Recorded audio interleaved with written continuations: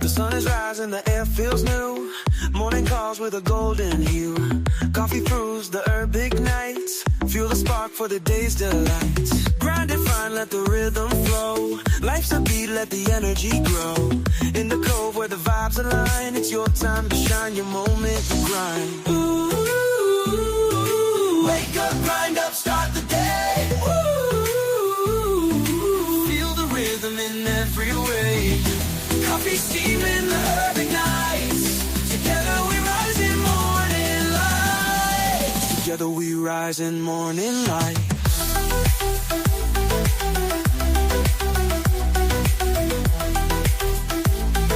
Together we rise in morning light. Breathe it in, let the good vibes grow. Let the good vibes grow. Find your spark and let it show. Cove is calling where dreams take flight. Laughter and smoke in the soft daylight. Sip your brew, let the moments unwind. Each step forward rewrites the design. Grind the bean, spark the flame. Every morning it's a brand new game. In this oasis the world feels wide. Together we grow with the rising tide.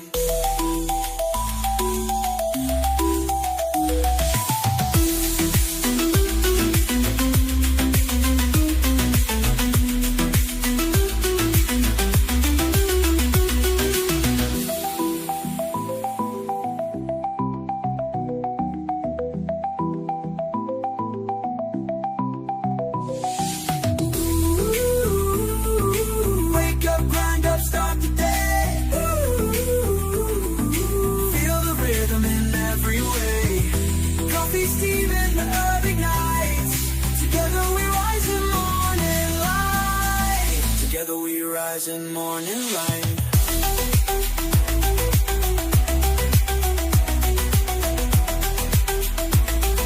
Together we rise in morning light.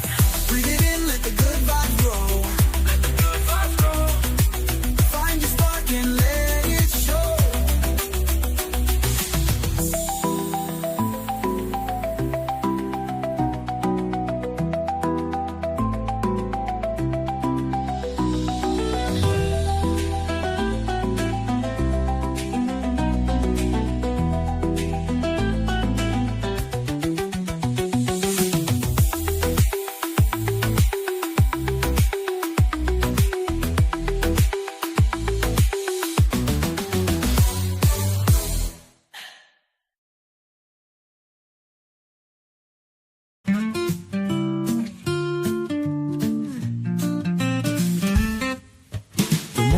Sun climbs through the sky, golden hues where the waters lie.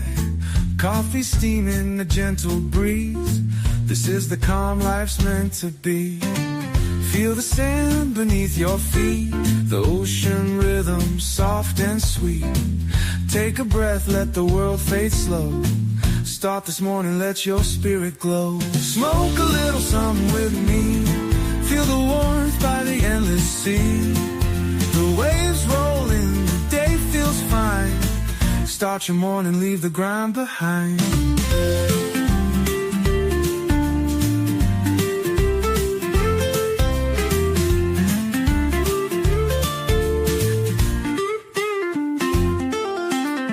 The salty breeze fills the air with ease. Palm trees sway with the ocean's tease. A quiet joy, no rush, no race. Each moment feels like a warm embrace.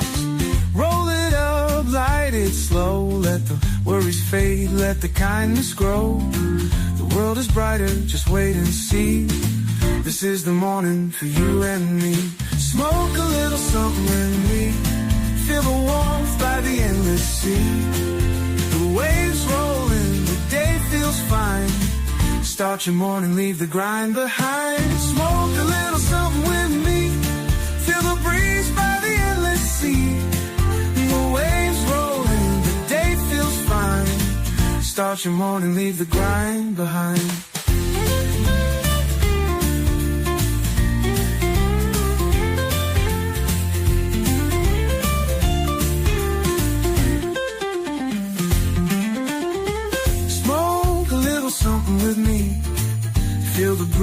the endless sea. The waves roll in, the day feels fine. Start your morning, leave the grind behind.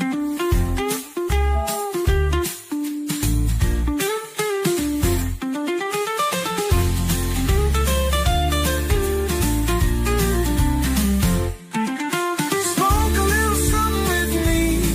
Feel the breeze by the endless sea. The waves roll in, the day feels fine.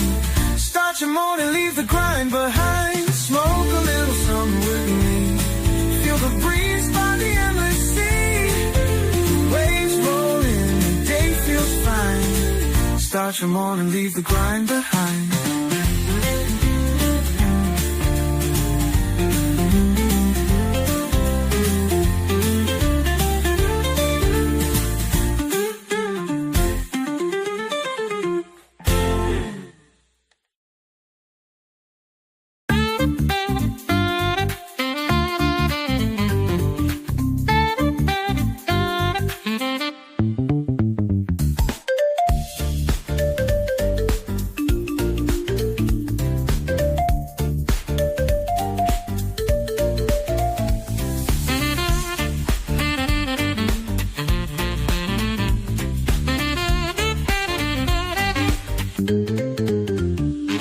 The sun breaks through, it's a brand new day. Cove-TV's here to brighten your way.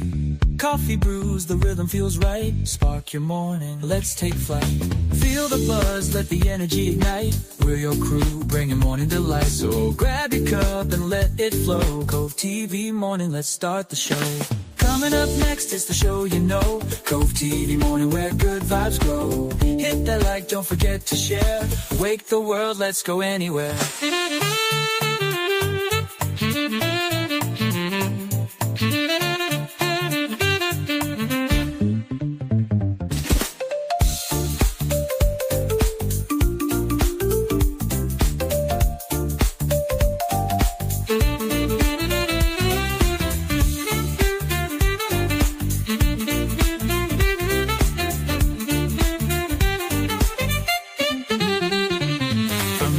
First light to the mellow groove. We're here together, finding our move. Conversations flow, hearts align. Cove-TV morning where moments shine. Whether you're near or miles away, we're the start of a beautiful day. Roll it up, sip it slow. Cove-TV morning, let's start the show.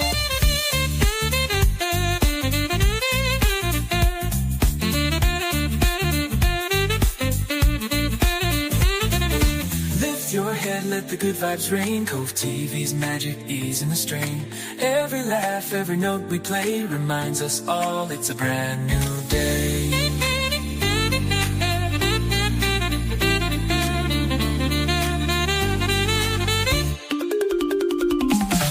Coming up next is the show you know. Cove-TV morning where good vibes grow. Hit that like, don't forget to share. Wake the world, let's go anywhere.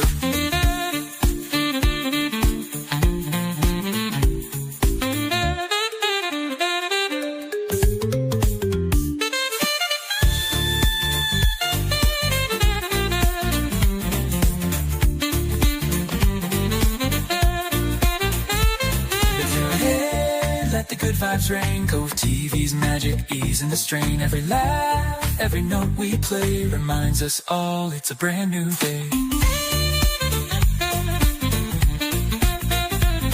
Cove-TV morning, your start, your glow. With coffee, connection, and stories to show. Thanks for joining, we're glad to know. Cove-TV morning, let's start the show.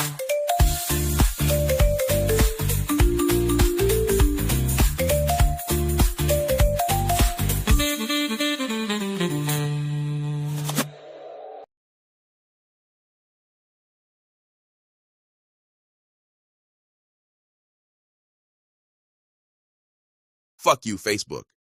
Fuck you, Facebook.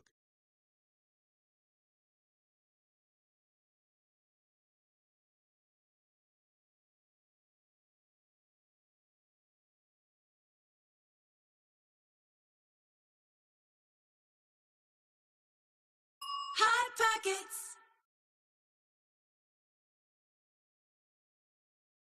Push the goddamn button. Push the goddamn button.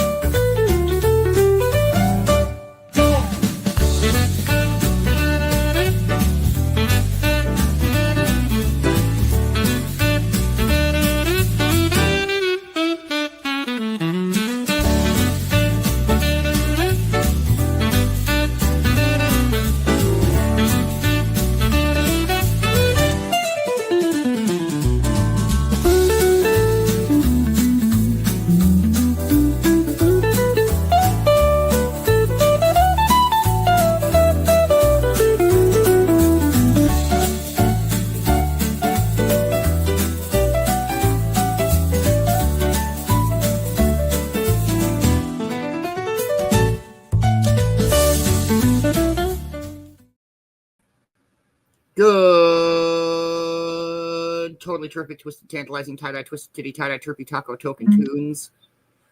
Tuesday. What up, Man-Bear? You know, the usual cold-ass Canadian weather, but it's no snow, so, you know, we're good, I guess. I don't know. Goodness. Cheers. Cheers, everybody.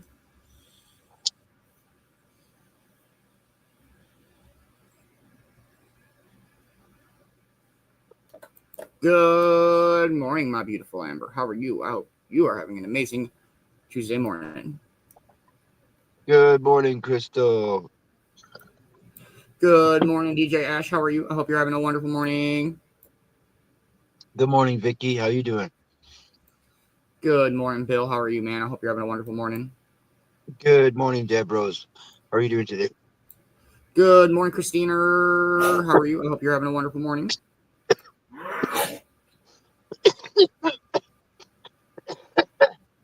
Good morning, Fabi. How are you doing? Good morning, Angela. How are you? I hope you're having a wonderful morning.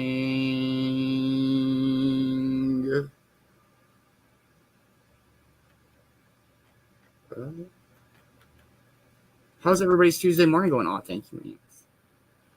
I think it's time for us to do that wake and bake thing.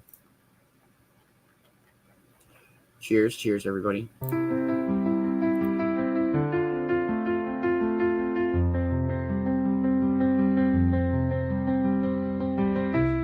The morning's here, the horizon glows.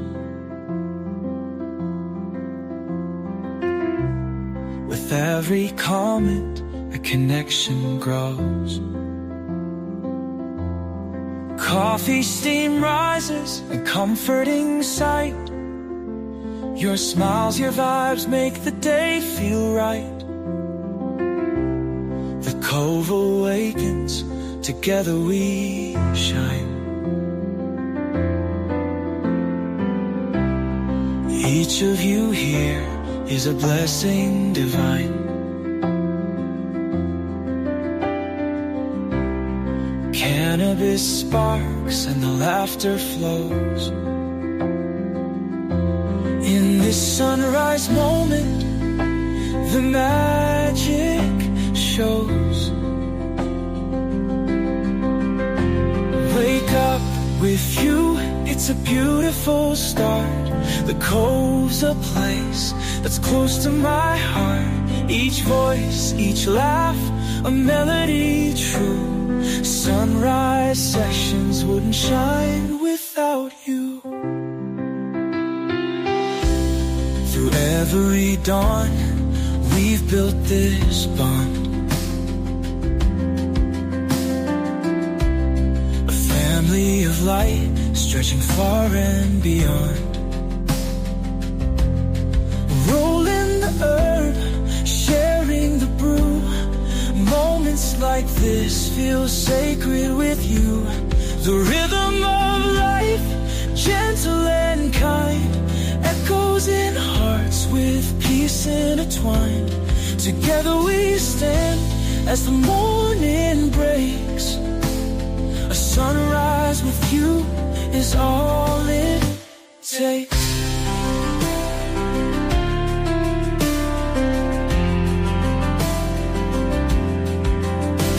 Wake up with you, it's a beautiful start. The Cove's a place that's close to my heart. Each voice, each laugh, a melody true. Sunrise sessions wouldn't shine without you. Wake up with you, it's a beautiful start. The Cove's a place that's close to my heart. Each voice, each laugh, a melody true. Sunrise sessions wouldn't shine without you.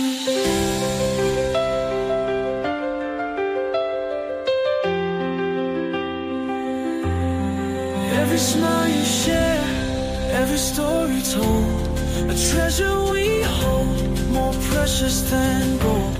You lift the light, you brighten the way. The Cove feels alive with you every day.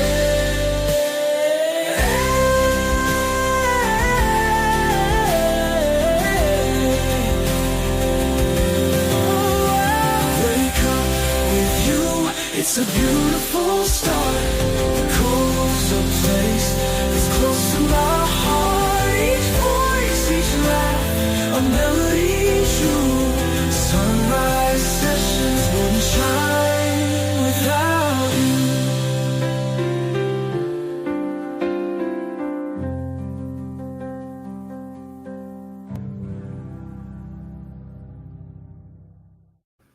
you. And she's done. Good morning, CJ. How are you, dear? I hope you're having a wonderful morning. Doing. Oh, hold on. I'll get it. Maybe I'll get it. Where did it go? Oh, it's over here. I got you. There we go. Oh, I hope everybody's off to a wonderful Tuesday morning. Morning update for Totally Twisted Titty Tuesday. Okay. I don't want to do this. There you go. It's got some fuzzies on it. We got an amazing morning speaker planned for this morning. And an amazing this day in history as always. Got some stoner roulette. You're gross. And CJ has the stoner roulette trophy today. And then we'll dive into a couple chapters of Guardians of Unity. And then tonight, 9 p.m. Eastern Time, the one and only totally terrific tantalizing twisted titty tie-dye turkey talk Tuesday on the Sir Cross-a-Lot page. And I have the belt. I was going to say, and who has the belt, Man-Bear? You, I'm pretty sure I got it 2 weeks in a row. I think you have it 2 weeks in a row. We are 5 minutes out. I'm guessing 5 minutes out. You know, and is it bothering me that I can't get all of January in under a 4-week span for the token tune belts? Of course it's bothering me, but it's okay. We can roll into first week of February. I'll take it too. Yep, I'll take the token tunes the first week of February. It's all good. I understand. So, oh geez. Yeah, it's the final token tunes of the month. The last week of the playlist. I know. Is it weird that I'm disappointed if all my songs don't get played? I don't even want to win. I just want to hear them. I feel like all of my songs are going to get played. I feel like they probably are. If anything, you're probably on the lower end of tracks left. Like 30-something songs left, I think. Yes, I do know how many songs we have left, but I will wait to reveal that till this afternoon. That is awesome. But we're getting down there. It's more than I think people think. Okay. But it's still not that many. But we'll have to see. 4 minutes out. What has everybody got going on for their Tuesday today? Not much. It's gonna be a pretty chill Tuesday. Yeah, still cold as heck here. Don't like it. 15 degrees Fahrenheit or so. We could use some 40 or 50 degree weather. I don't care. Much love to Jeremy the Box Man for this amazing fucking rig-story rig. I can cold start hit it. I do have a torch that I'm gonna try. If I can get the torch lit, it'll get it hot enough. And so then I'll try to do a normal dab, regular dab. Yeah. But I noticed the gas station next door is like they sell like pipes and other goofy cool shit. It's like one of those miscellaneous gas stations, and they've got like a bunch of fucking torches. So I'm gonna go check them out and see what they got for. I mean, you're inside. You don't need like for me, sometimes I gotta heat up for a couple minutes to season the banger and then reheat it up. You're inside, a little more temperature controlled. Your heat up time really shouldn't be more than 45 seconds on even a shitty torch, really. I don't know. I almost recommend you doing cold start dabs in a way too. The nice thing is that I can take some of my reclaim and drip it into there. Yeah. And then cold start from there. That's how. Yeah. No, it's a great way to do it, man. You don't, like I said, dabbing's not about smoke, man. Dabbing's about the dab. You're not always going to blow out a giant cloud when you do dabs. It's so much different than flower. Flower creates smoke. You got leaf, stalk, all that other stuff that you're burning. You're burning a bush. Okay? Dabs, you're burning the juice of the bush. Melting it, steaming it, whatever you want to call it. Yeah, so from my research, between 400 and 700 degrees is your range of dabs. Anything over 700, and you're probably going to catch it on fire. You know what that's like? Yeah, a little bit. Yeah, sometimes they catch on fire. I mean, I powered through it. Hey, man, you know what? That's the thing, man, is I remember when we had the seshathon and we were considering coughing being a negative, and then people were just coughing and continuing to smoke. And I'm like, well, if they're going to fight through it, that don't really count. Then you still counts. I mean, you're coughing and you're still inhaling smoke. That's a talent. That's a talent. It's a skill. Yeah, especially dabs. Are you doing dabs after you start coughing? That's a hard skill, man, to master. Final countdown. Oh, man. Oh, last night was freaking awesome. On the Who Knows? I was like, I'm going to get a song stuck in y'all's head. And they're like, oh, yeah, whatever. My outro, I was like, I don't like no whips and shit. I just like went into it. I was like, haha, had to leave you some. Happy 420. Hey, good morning, Stephanie. I hope you're having a wonderful morning.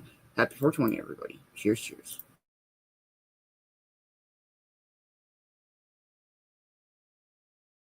Smoke weed every day.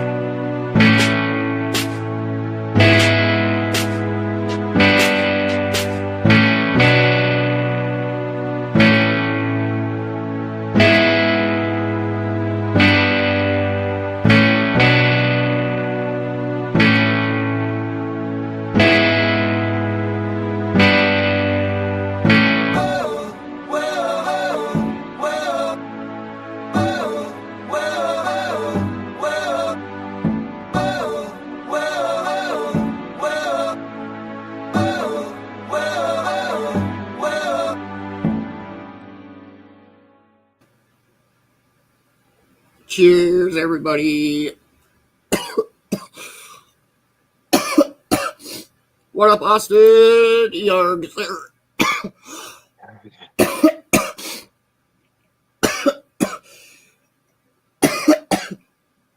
Dang. He's good. Kind of.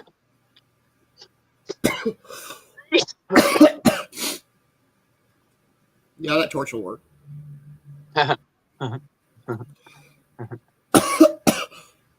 It just doesn't want to light. There's so much fluid in it, though. Oh, so you got a pilot problem. Yeah. Or igniter problem.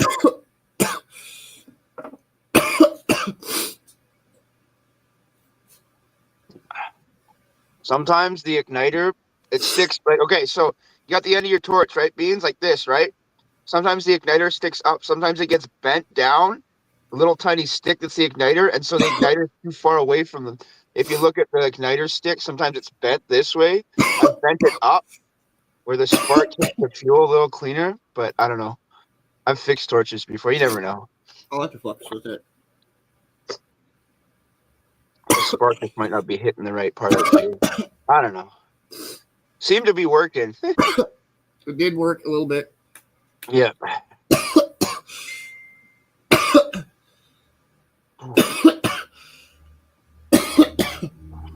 I'm fine. You're fine. We're having a good time. Yep. How's everybody's Tuesday morning starting off, too? Good. It's good. I'm so used to the cold now. It doesn't even affect me. I just put on my 9 layers and head outside. It's 20 out. Let's see what the feels like is. 14. I think we're like 14 with a 9 feel. Oh, there we go. It's not windy out. That makes a big difference. Yeah. When there's no wind. I passed out super early last night. I woke up, the stove was out, and it was actually not bad in here. It's been staying pretty decent in here, which is nice. Well, because it's nice. It's not negatives out. Yeah. Yeah, we're not negative on the Fahrenheit side, but we're negative 12 Celsius. Whatever the fuck that means.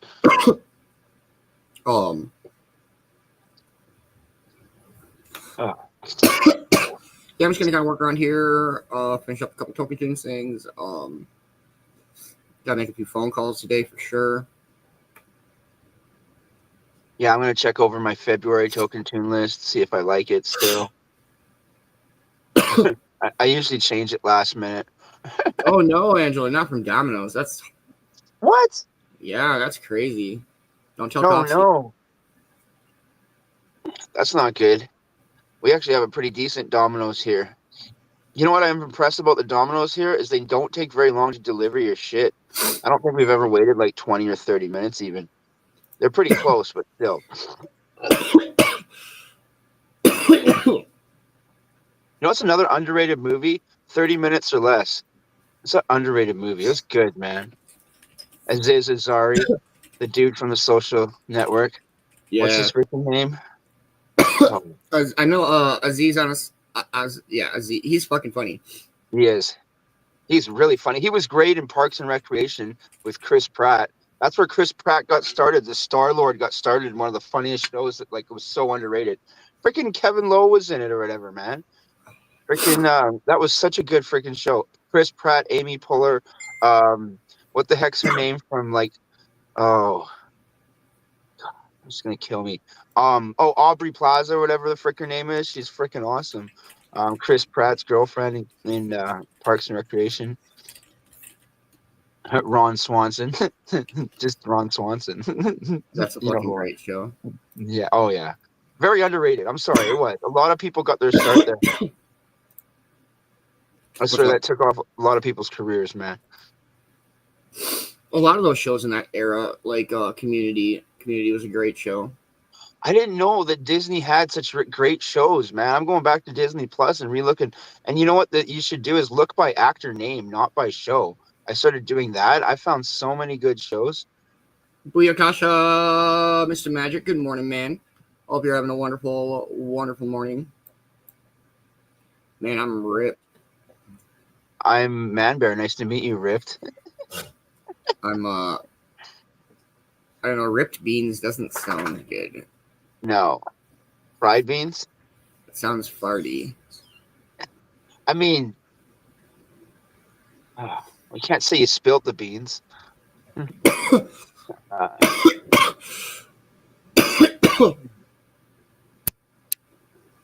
Yeah, I don't know. We got to come up with something. I'm just double, Yeah. triple baked beans. Yeah, there we go. See, you're refried. I'm sorry. You're refried. Extra fried, fried and fried again. Deep fried? Deep fried. Interesting. Deep fried beans. Did I just invent something? Oh, shit. What up, man? Good. I think it should still load in.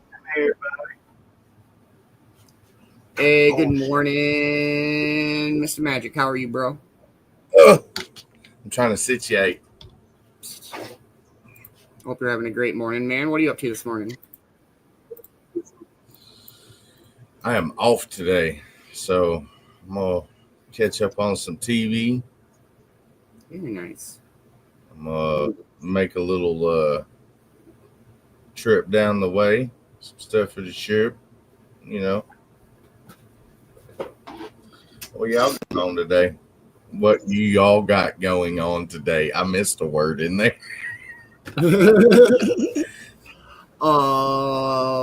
Nothing too crazy. Just kind of work around in here and do a few show things, finish up a logo. Got to make up a few phone calls this morning. But that's about all I got. Yeah, I'm looking forward to Guardians of Unity later this afternoon and some Token Tunes tonight. Really looking forward to last week of Token Tunes. So next week will be a new playlist, brand new playlist. We're restarting with the 80 tracks next week. I'm so pumped. I don't know what it is about the first day of the month for Token Tunes when we start with a new track list. I'm always like, what are they put on their list? What's that first track gonna come out? You know what I mean? I always wait for that first track of the first month of Token Tunes. I'm like, It's that anticipation. yeah, man. Yeah. Yeah, I'm loving the new superhero in the Guardians of Unity story. Yeah, me too. Iron Magic in the house. Yeah. Right, Amber? There is magic in the Cove this morning. Yeah. I can't wait. I'm sorry. I keep seeing clips of Avengers Doomsday, and I'm sorry. That reminded me what you just said, Beans, of that movie, because if it follows the comic books, like, we have the same actors playing the evil guys, which is dope. You know what I mean? Like, you got Robert Downey Jr. playing Victor Von Doom. And Downey can pull Dr. Doom off. Oh, definitely. But I'm more interested in Chris Evans playing Captain Hydra. Chris Evans is playing Captain Hydra is going to be probably just as sick, man. I want to see that. I'm excited for the next probably 5 chapters of all of them, but the next 5 chapters of Guardians of Unity are going to be very crucial for our story. Oh, I know. I can feel the build-up from the last episodes, really. I can feel it. Like, if you remember what someone said to everybody, then you know the build-up's going to be really good. Because I remember it was like, no. And it was like, if for anybody who's missed the story or hasn't caught parts of it, like, none of the Guardians know that each one of them is magic. Yeah. Magic does not know that the Guardians know each other. That's what I was talking about. I know, it's going to be so good. Oh, yeah, I was going to say, speaking of nobody knows who he is, the new Captain America and Brave New World looks awesome with Harrison Ford as Red Hulk. He looks badass, man. I'm just saying. Yeah, he does. I think they should have made Hulk red anyway because he just looks better. He does. But it really, more the World War Hulk or whatever they're calling it. if the rumors are true about World War Hulk bringing Eric Bana, Edward Norton, Mark Ruffalo, and Lou Ferrigno back for 4 different Hulks, goddamn, I'm gonna watch that one. Like, are you serious? Bringing every guy who played Hulk Well, then back? who's Mark Wahlberg gonna play? Oh, you see Mark Wahlberg? He's gonna play it. Go fuck yourself. That's what he's gonna play. How do you think about that, eh? Mark's gonna play some of Hey, that. good morning, Mindy. How are you? I hope you're having a wonderful morning. We got some of that. Help me get home. You know what I mean? That weed's really good. It's called Help Me Get Home. You smoke it, and you're like, help me get home. I know we just smoked it. I'm pretty high, but Matt, do you want to smoke with us? I mean, we got to smoke now that you're here. Smoke Magic, are you with us, bro? Huh? You want to smoke? Listen to the song. I'm always down to smoke. I know. I just Shit. saying, let's fucking smoke, fool. The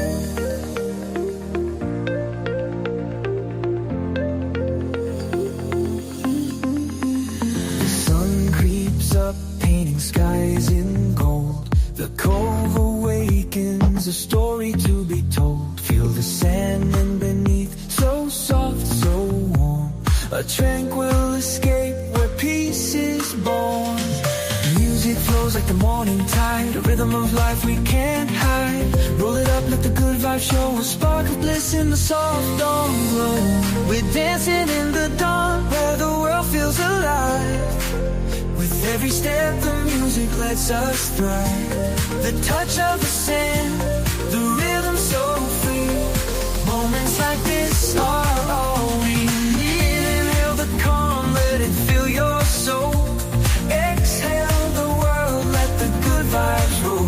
The cove and the sea, they call our song. Dancing in the dawn where we belong.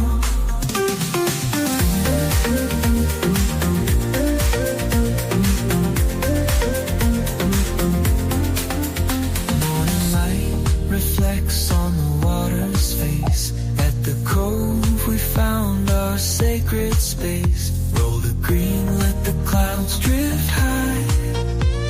A moment of magic beneath the sky. Time slows down as the day takes hold. The cove, our temple, the sunrise gold.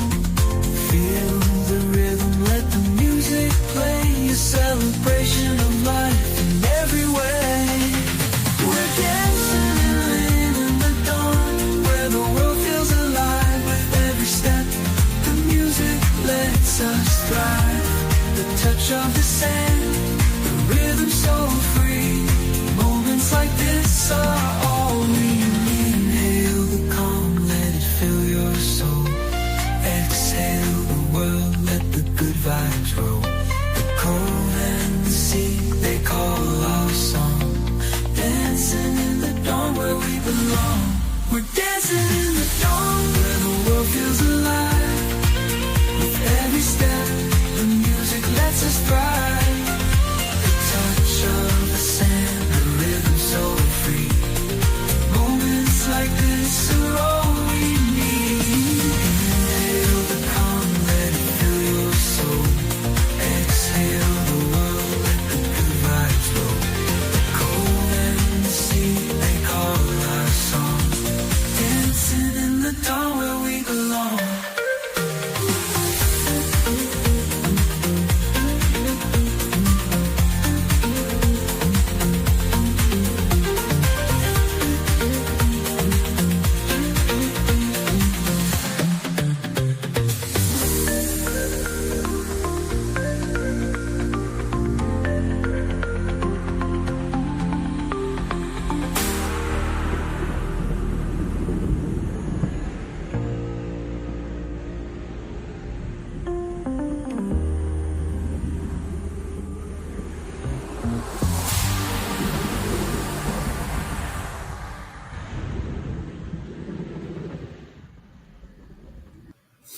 Oh man, it's warm in this motherfucker.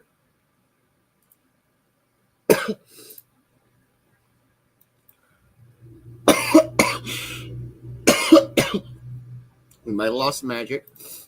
Oh, nope, he's back.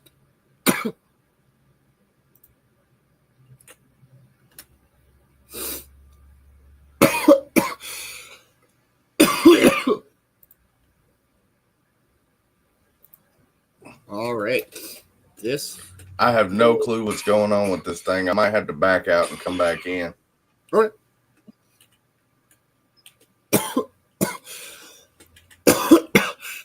Gross. Yeah, I'll be right Back back. out and come back in. That's what she said. Yang.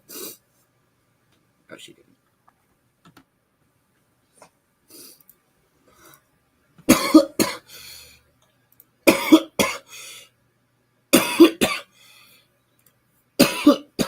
Hot.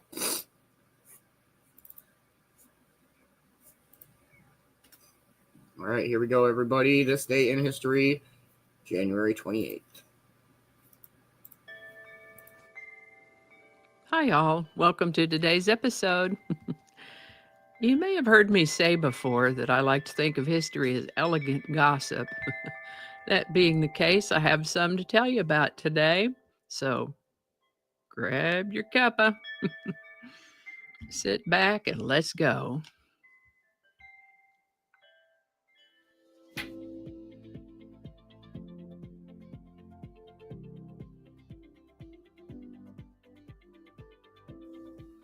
Hi there, and welcome to This Day in History for January 28th. January 28th is the 28th day of the year in the Gregorian calendar, with 337 days remaining to the end of the year, 338 if it happens to be a leap year.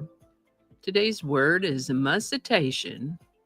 Muscitation is a noun that refers to silent movement of the lips in simulation of the movements made in audible speech, maybe something like this.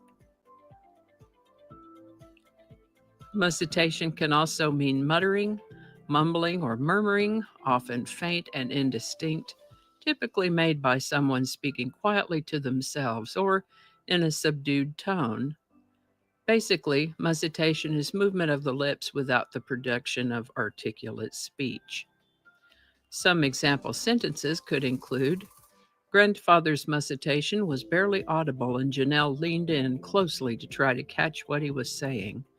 Or, "As the storm raged outside, the old woman's muscitation became a rhythmic chant, soothing her in the darkness." Or, "His muscitation of the poem's verses revealed his deep contemplation of its meaning." The word muscitation comes to us from a Latin word that meant muttering or murmuring. First known use of the word muscitation is in the mid-1600s. Muscitation. The word muscitation was suggested by YouTube viewer at Blessed Mama Bear 44. I like that screen name, Blessed Mama Bear. Thanks, Angela. And if you have a word you'd like to see in this Word of the Day segment, drop it in the comments and we'll take a look at it.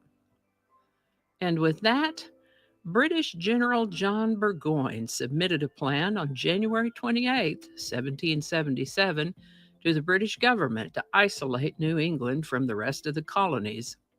At first, this plan seemed to work, but then it went south on him, and he ended up retreating and surrendering 6,000 men. This event was actually a pivotal point for the success of the Patriots. There you go. Wave that flag. This event was actually a pivotal point for the success of the Patriots because when the French heard about it, they said, "Oh yeah, we can get behind that," and agreed to recognize the independence of the United States. France's eventual support had a lot to do with the ultimate victory of the Patriots in the forming of the United States. This is the birthday of William Seward Burroughs I, born January 28, 1857. His dad was a mechanic, so he had the opportunity to work with machines growing up. He started working at a bank when he was about 25, and a lot of what he did there was reviewing ledgers for errors. The ledgers may have looked something like this. Of course, nowadays we have calculators, most of us at our fingertips, on our smartphones. But this was a good century plus before anything like that would be available. There were some prototypical adding machines at the time, but those apparently were complex and difficult to use. And in the hands of the inexperienced, one could get insanely wrong answers on those devices. Clerical work was not favorable for Burroughs, and he left banking and moved from upstate New York to St. Louis, where the weather was warmer. He got a job in a machine shop, but his time in the bank had him thinking about an adding machine, or as he called it, a calculating machine.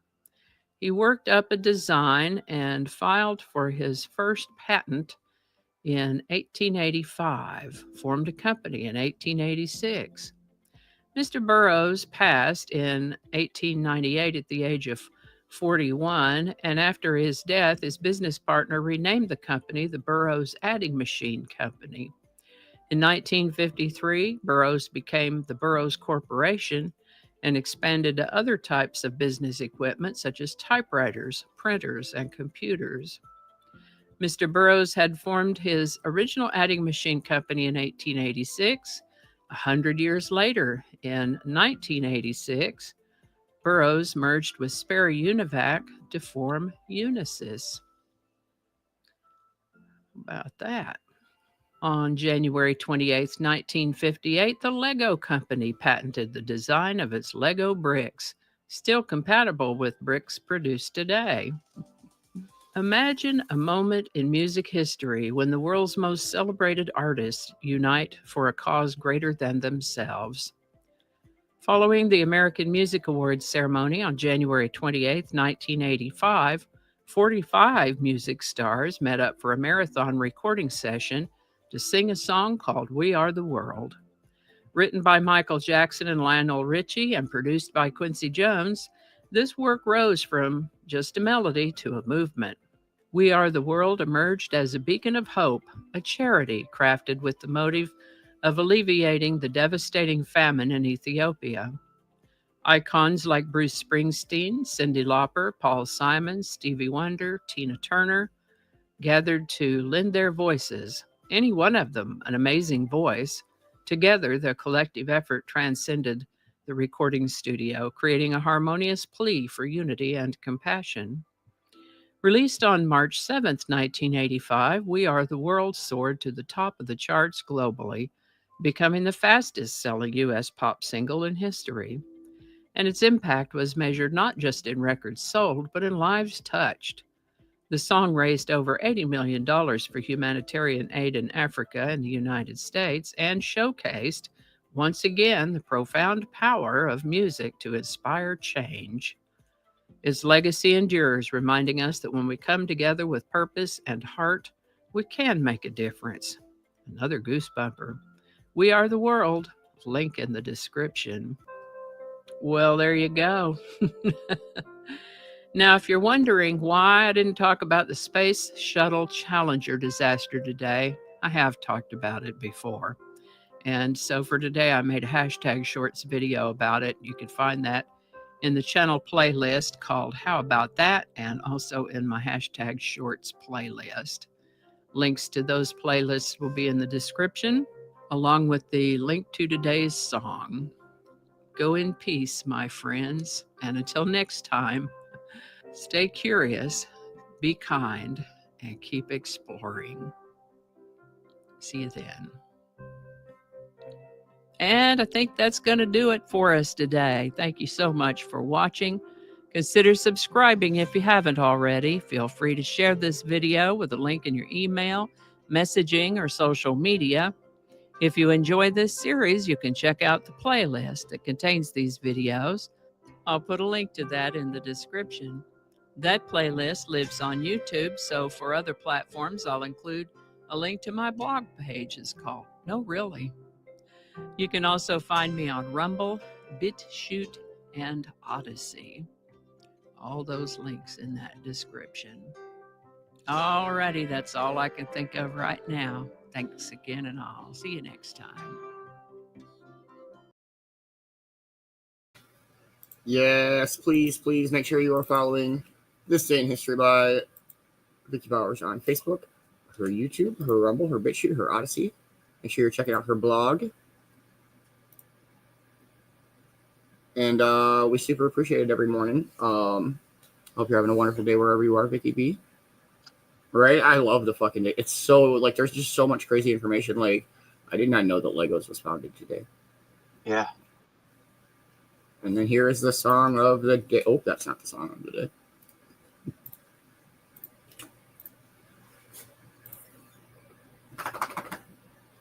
Oh.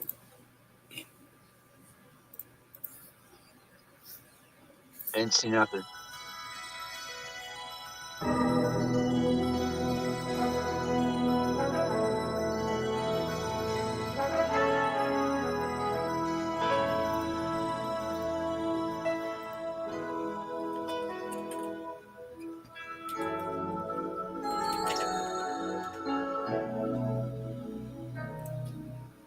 There comes a time when we heed a certain call, when the world must come together as one. There are people dying. Oh, when it's time to lend a hand to life, the greatest gift of all. We can't go on pretending day by day that someone somewhere will soon make a change. We all a part of God's great big family. And the truth, you know. So dope. Yeah.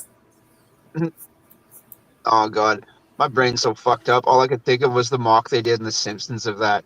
It said Bart falling down the well. Anybody remembers Bart falling down the well? They did basically "We Are the World" for Bart. Yeah. Y'all, my fucking cat knocked over the damn internet. Oh no. Dude, I walked in, I like, said, "What the hell are you doing?" She turned around and looked at me like, "Oh shit." It wasn't me. It might have been me. It's like, was that important? Oh.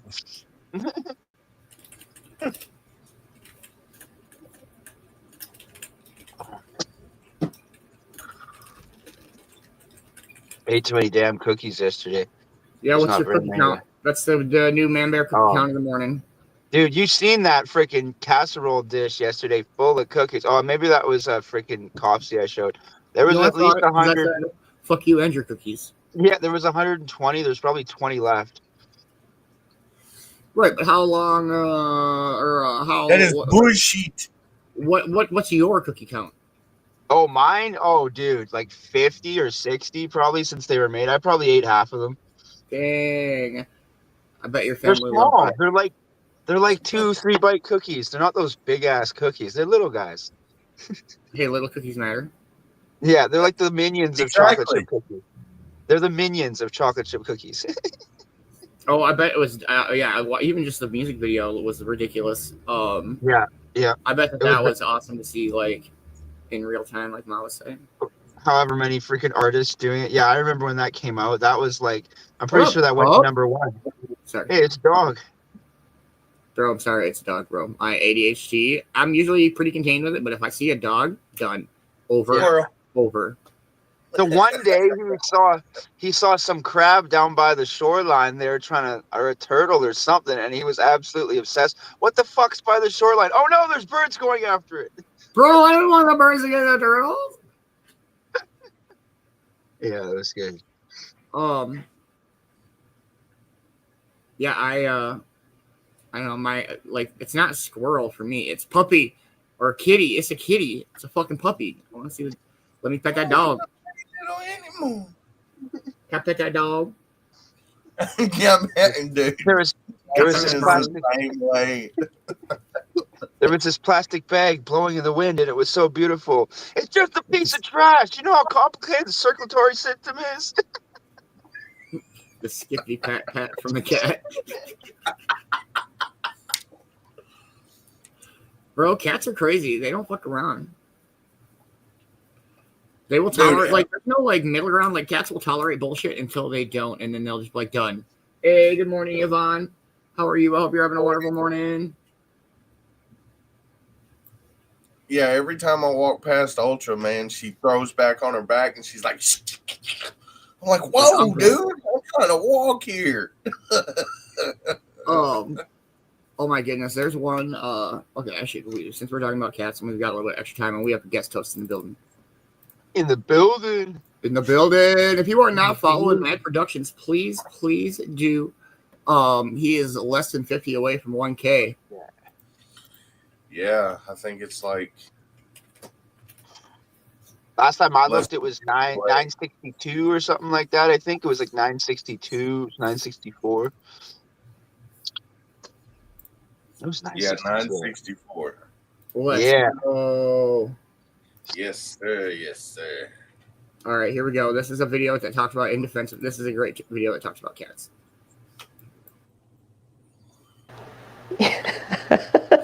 I mean, this is pretty crazy, right? And I don't mean like her. She is absolutely crazy. But I just mean the fact that you can just buy a cat. I woke up one day as a 25-year-old, generally lonely man and thought to myself, can I just buy a cat? I'm pretty sure I can just like purchase a cat. And then I just did that. I went to Paw Chicago, walked through the door, asked for a cat, and then they just gave me a cat, a whole ass cat. And the process was, I would say, problematically easy. They didn't do a background check. They didn't run my credit score. They didn't call my mom. I didn't even have to watch an informational video.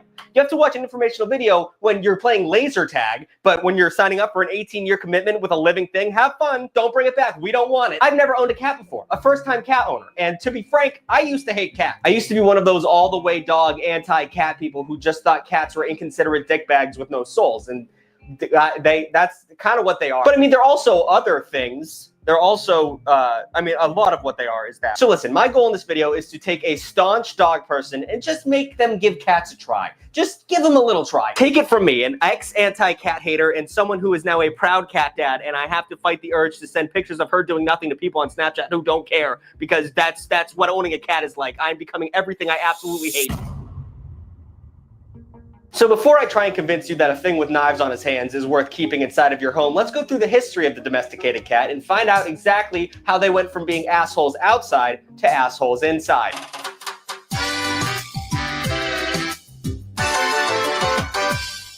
So cats have actually lived amongst humans for an insanely long amount of time. There's evidence of cats hanging around people during the Bible, which was a very long time ago. It was what, 3,700 years ago? Which I think that's when the Bible was. I don't know. I'm not going to use dates for the rest of this segment. But people in the Bible part of the world started growing crops and wheat. And that would attract a lot of mice, which attracted a lot of cats, because cats like three things: yarn, lasers, and watching the life get snuffed out of little animals in their paws. So they were really chill on that. So the cats were hanging around the humans because there was a lot of rats to eat. And the humans thought it was kind of cool that the cats were eating the rats, so they let them hang out. And thus began the domestication of the normal house cat. However, this process was not like how we domesticated dogs. It was very different. Like, we didn't slowly gain a cat's trust by giving it food and love and shelter and then selectively breeding it over a course of 1,000 years to create an unbreakable bond of love. Not at all, actually. The exact opposite. Actually, the experts say, and this is a direct quote out of a scientific journal, cats will just kind of chill out the box like that. Unlike dogs, cats have genuinely made very little evolutionary changes from when we first started hanging out with them. The only difference between this cat and this cat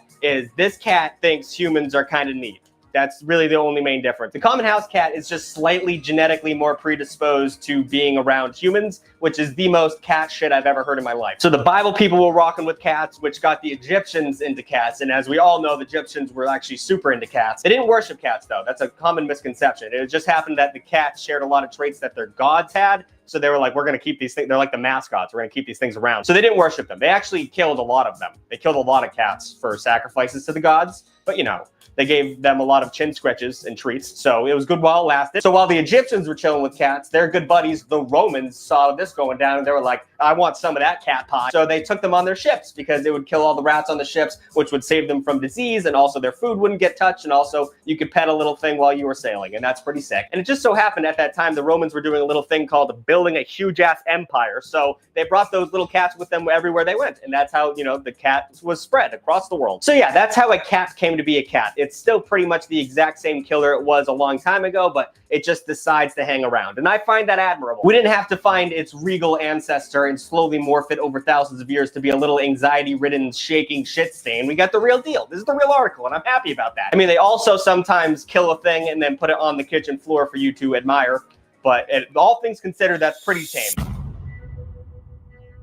So now that we have learned about the history of cats, I think that we are all now in the correct mind space about, maybe buying a cat, are we not? Now, I'm not going to pretend that owning a cat is all roses and daisies. They can be pretty shitty sometimes. A lot of the time, they can be shitty. So I've compiled a list of pros and cons of owning a cat, and I'm going to leave it up to the audience to decide whether or not they actually should get one. Let's start with the pro. Look at it. Look at this little adorable moron. Oh my God. I have foregone years of important therapy sessions just by looking at this adorable little head and getting an ungodly amount of serotonin. Then we have a con. They shit and piss indoors. Usually, if you have an indoor cat, and that's not a great thing. Cats tend to use litter boxes, and you have to have a room to put that litter box in. And if you have a big enough house, you can put it pretty far away from you, but at the end of the day, you're gonna have a room that smells like cat piss, and that's kind of a bummer. Pro, people act like they're not snuggly, but they can be very snuggly. It's not like a dog where you pick a specific breed and you can decide which emotion sliders it has, like the beginning of a Skyrim run. Cats are a bit of a crapshoot, but when you go to pick one up, you can kind of, catch the vibe. If you have a kitten, kittens change pretty rapidly in their, personality. But if you're always picking it up and giving it little sweet kisses, and giving it pets, it'll like people more. So that's a good way to do that. They don't pop out of the box in love mode. Mine did. I got lucky with that. But, you can coach it on being a good little pet. So you can make them snuggly. But a con, in the same vein, you can't train them. And Tucker, why would I want to train a cat? Because, viewer, they're going to do some shit that you fucking hate. I mean, they'll scratch your furniture, they'll scratch you, they'll get into places they shouldn't be, they'll get in places you didn't know existed. They'll jump out from under furniture and attack your legs at all hours of the day with no warning. They'll sit on your chest at 3 a.m. and scream because they're hungry or because they're bored or both. No one really knows why they do that. And that's just something you kind of have to deal with because you can't really train them. So I just give a lot of negatives. I'm gonna have to balance the checkbook on this one. All right, rapid fire pros. Number one, they are, as I mentioned before, very low maintenance. You don't have to take them on walks. You don't have to take them to the groomers. You don't have to pick up that hot dog shit off the sidewalk in front of a bunch of strangers. They'll just be in your bedroom doing backflips until they get sleepy. Number two, if you have one for a while, it will imprint on you, which means it won't give a shit about any other human besides you. And that's the biggest ego boost you could ever have. Dogs will be happy to see anyone. That's just who they are. And it's not special when they're doing that. When a cat is seeing you and they're excited, that's special. That makes you feel like a goddamn god. You can also, for some reason, name a cat whatever you want. There are no naming conventions when you name a cat. Dogs usually follow some relative guidelines like Bosco or Luna or fucking Tucker. With cats, the sky's the limit. I met a cat named Bucket once. I met a cat named James Dean once. I met a cat named Sponge number 2.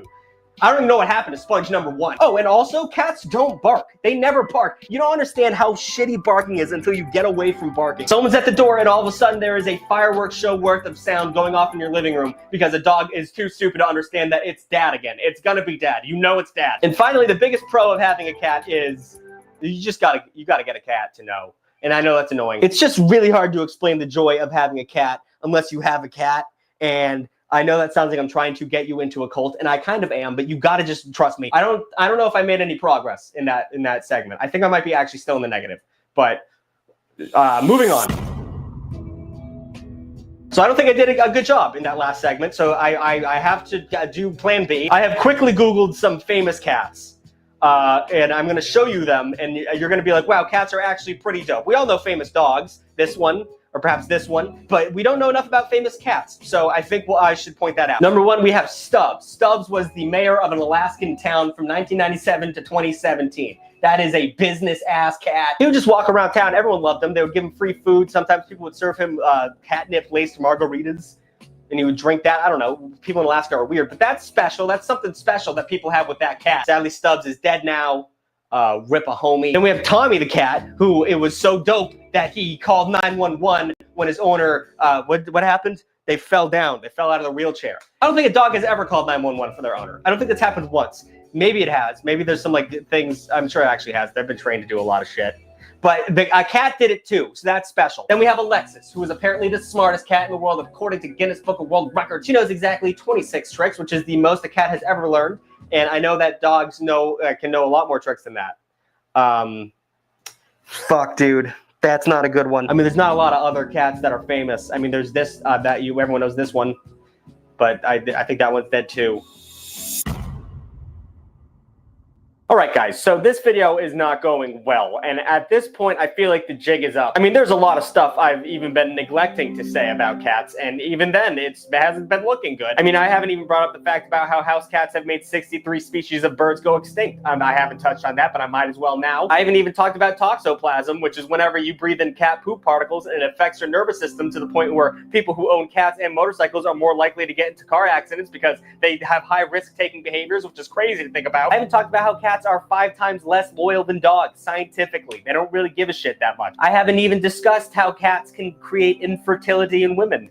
That's a real thing that I just discovered. And I haven't even discussed the fact that cats don't look at you as like a bigger, superior creature. They look at you as a big, dumbass cat, which is why they're always bringing you dead animals, because they're like, this motherfucker's not hunting. He's gonna starve to death. And the worst part of all that is, it's still worth it to get a cat. And I can't explain why. They're fan-fucking-tastic. I don't care what you say. I don't care how mean you are to me in the comments. I don't care about your dogs. I don't care about how much they love you. My cat is special. They are. And your cat is special too. And fuck these dog people. They don't understand the bond we have. Life is all about being blindly loyal to something that probably doesn't even care about you. I mean, that's what Christianity is. That was dark. So go ahead, like, comment, and subscribe, and please check out the comments, because I'm sure a cat owner will be able to describe why it's good to own a cat way better than I did. New videos every Friday. Thank you for watching. Thank you for 900,000 subscribers. Just buy a fucking cat. Buy a cat. They kill them if you don't buy them. Please, buy a cat. That's so sad to think about. Oh, man, he's fucking ridiculous. Oh, 63 species of birds. Birds extinct. That's wild. Whoa. That seems like a high I didn't number. know that, but That seems like a high number. Yeah, I love both. I love. I saw. So Angela, I believe it was, or Yvonne made a comment about Morgan wondering why. So Morgan grew up with cats. I used to have 3 cats and another dog when I lived in Laverne. So she's used to a big family, but yeah, I love both. I loved my cats. Holy shit! I just saw a fish jump. That's great. Booyakasha. Hey, did you notice that he said fan-fucking-tastic? I love cats, and I totally agree. Like, you don't get it until you fucking get a cat. Yeah, you really don't. Like, we had a cat when Valley was younger, and he named him Kitty Meow Meow. Yeah, bro, I love the thing with the naming conventions on cats. Because there was a comment I saw that said something about Mr. Alfalfa. I'm in love, superb name. I'm like, yeah, you don't like. It doesn't matter what you name your cat. Man-Bear, you're muted there, big dog. You're muted, bro. Hey, I'm muted. So my first cat's name was Kabuchi. Kabuchi. My very first cat when I was younger was Pookie and Dingley. Fluffy and Kabuchi. The cats I had was Kiki. That was before the song. And Itty Bitty and Laney. But yeah, I don't know. I just feel like people name cats like amazing things. It's just the most incredible things. Like, yeah. So it was Kabuchi for the first. Go ahead, Bubba. Kabuchi while I was in Richmond, and then when I moved to the Okanagan, we got Fritz the cat. Fritz the cat. If you know what Fritz the cat is, the 1968 rated R cartoons, absolutely fantastic. The cops in it are pigs. I'm sorry, I just find that funny that it's a cartoon and the cops are pigs. But it's literal. Yeah. So I've known a lot of people who have named their dogs DOG, like in both like the spelling sense of like DOG or like the letters of DOG. You know what I mean? Like they'll spell it out like a name, like D or like DEEYOGEE or whatever. But then I've never known a cat named CAD. Okay, but what about like if they name it like Catty? Like instead of Kitty, like Catty, almost like Kathy with 2 T's instead of an H, like Catty. What about a cat named Catherine? Ooh, that'd be a good one. Catherine. Yeah, so we went. Sorry, I was trying to say we went from Fritz the cat to Charlie the cat, and now we got Ziggy, Spirit, and Nova. And Nova was given to us by my wife's friend, but Ziggy, I don't know how Ziggy got his name. Nova. Is that after the old cartoon? No. Just random, totally random. Nova was named by my wife's friend, and Nova's name is Nova Gracie. And then Charlie's full name was Charlie Chuko Humbert Hugo. And we actually got the name Chuko from that movie Domino with what's her name? Oh, it's such a good movie, Domino, the assassin movie, or you know what I'm talking about, the bounty hunter movie, Domino. My brother has a big ass orange tomcat. His name is Steve. But his full name is Steven Tyler. Like, that's good. Yeah, I like that. Yeah, he's a dope cat. He's a great cat. He's a big ass motherfucker, and he's so lovey-dovey in a sense sometimes. Yeah. I had a cat once for 3 weeks that ran away, and he was an orange cat, and I named him Heathcliff, and he ran off like he for real wanted to be a street cat. Bro, yeah. They say that like 60% or more or whatever of orange cats are male. So like if you can find a female orange cat, it's super rare. Yeah, I hear that. Charlie was a male. He looked like Garfield in real life. He literally had, like you said, Heathcliff. Like he was the freaking Garfield looking cat. And he was an outdoor cat. He grew up in our smoke room outside of our last place, and he just came down the stairs from the upstairs apartment. We just see this little tiny kitten, and we're like, "Oh, come here, kitty!" And then we started smoking. Right, the cat would go into the clouds. The cat would purposely like go into the weed clouds, and we're like trying to not smoke up this little kitten. The cat was like, "Fuck!" So then we started blowing the smoke up. And the cat started climbing on our shoulders to get the smoke. And we're like, what the fuck? Like, I'm sorry. This cat was, like, raised to smoke weed. That's all I got to say with that. Should we do our back-to-back track attack and do our morning speaker? I'm very excited for this morning speaker. I can tell you've mentioned it a few times. Yes, I'm very excited. All right, let's go with... Make sure you guys stop and take a breath each and every day. It helps. Much love, everybody. Hey, take a moment, the world can't wait. Feel the rhythm, let go of the weight. Your strength runs deep, it's always been there. Breathe it in, feel the love in the air. Each step you take is a brand new start. Beanz says you've got the fire in your heart. Lift yourself up, wipe off the dust. In your own strength you can trust. Beanz says just take a breath just for you. Feel the peace as it carries through. Life's a wave, let it lift you high. Each moment glows like the morning sky. Breathe it in, let the calm reside. Find your strength, let it amplify. You're enough and your heart is true. Beanz says just take a breath just for you.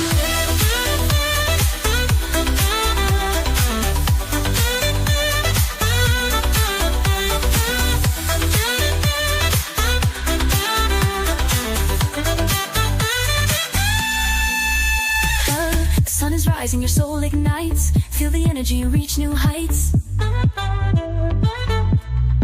Challenges fade, your strength will grow. You've got the courage, let it show.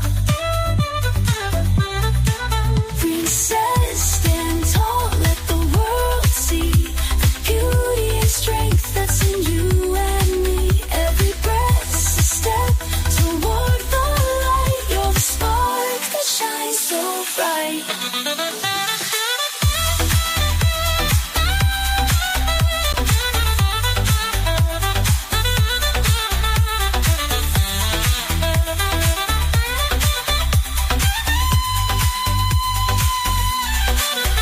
Beanz says just take a breath just for you. Feel the peace as it carries through. Life's a wave, let it lift you high. Each moment glows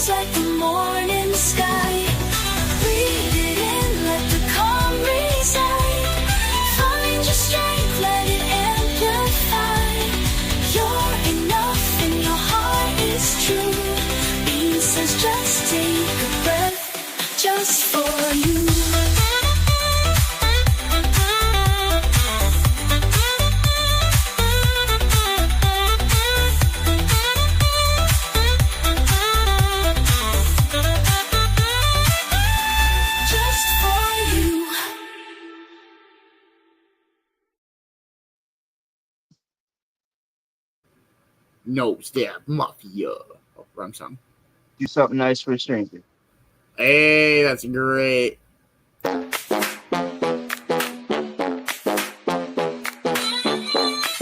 I don't know if you can hear that, but that's how bad my delay is. Wow. Yeah, so like I have to groove when there's nothing going on. It's a new day, time to shine that light.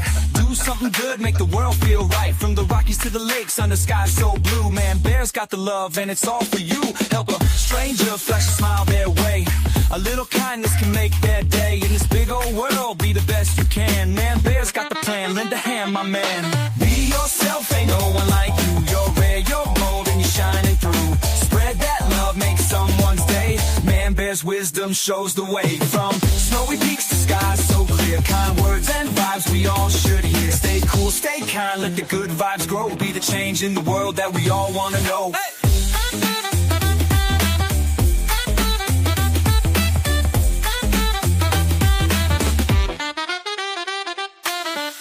North where the spirit stays strong. We roll with love, keep the groove lifelong. Hold the door, share a laugh, it's simple and true. We're all in this together, me and you. Grab your boots and your toque, let your heart take the lead. Every small action plants a kindness seed. Stay real to yourself, let the kindness shine. Man-Bear's here to say, the future's divine. Be yourself, ain't no one like you. You're rare, you're bold, and you're shining through. Spread that love, make someone's day. Man-Bear's wisdom shows the way. From snowy peaks to skies so clear. Kind words and vibes we all should hear. Stay cool, stay kind, let the good vibes grow. Be the change in the world that we all want to know. Wave that flag, red and white, so clean. We're sparking change, building the dream team. Man-Bear says keep pushing, lift up the crew. Be yourself, ain't nothing truer than you.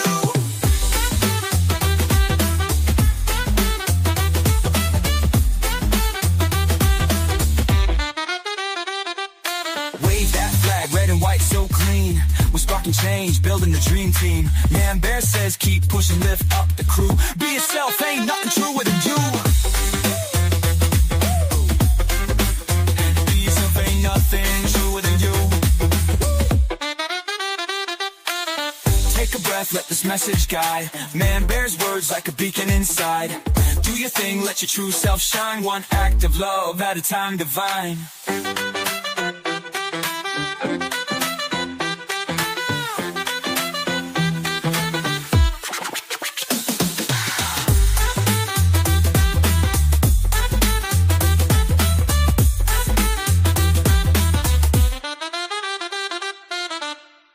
Take a breath, let this message guide. Man-Bear's words like a beacon inside. Do your thing, let your true self shine. One act of love at a time divine.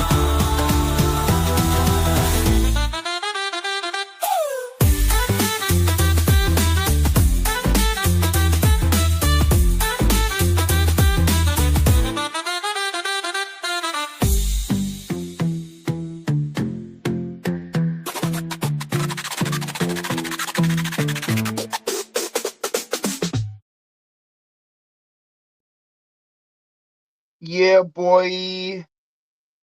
I'm just grabbing coffee. I'll be right outside, Magic. Oh, the music stopped. We are 3 minutes out, ladies and gentlemen.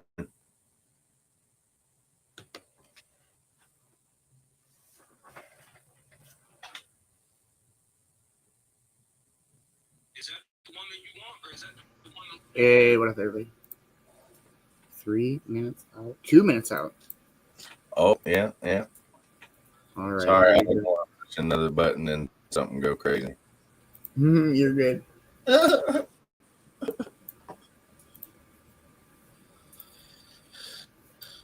right, this morning's morning speaker, we're going to do chapter 1 and see how it goes. Probably maybe just one chapter, I don't know, of Mark Manson's book, The Subtle Art of Not Giving a Fuck. And a big shout out to Amber, who got the book and gifted it to us, to the Cove, for us to be able to read it. Much love, Amber. Thank you very much to you.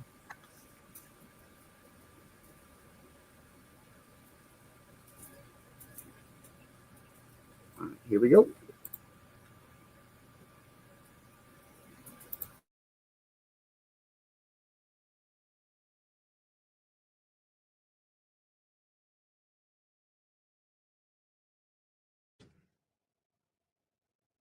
Charles Bukowski was an alcoholic, a womanizer, a chronic gambler, a lout, a cheapskate, a deadbeat, and on his worst days, a poet.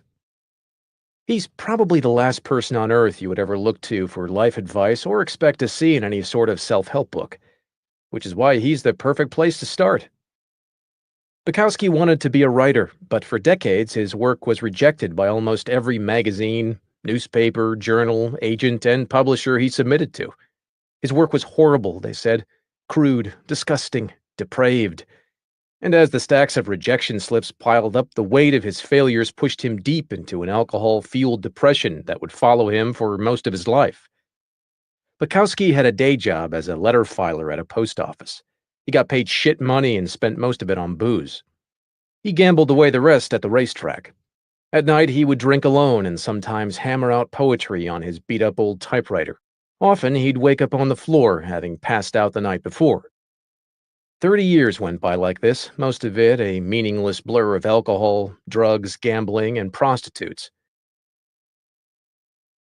Hey, good morning, Becca's World. I hope you're having a wonderful morning. We're just doing our morning speaker, chapter 1 of Mark Manson's book, The Subtle Art of Not Giving a Fuck.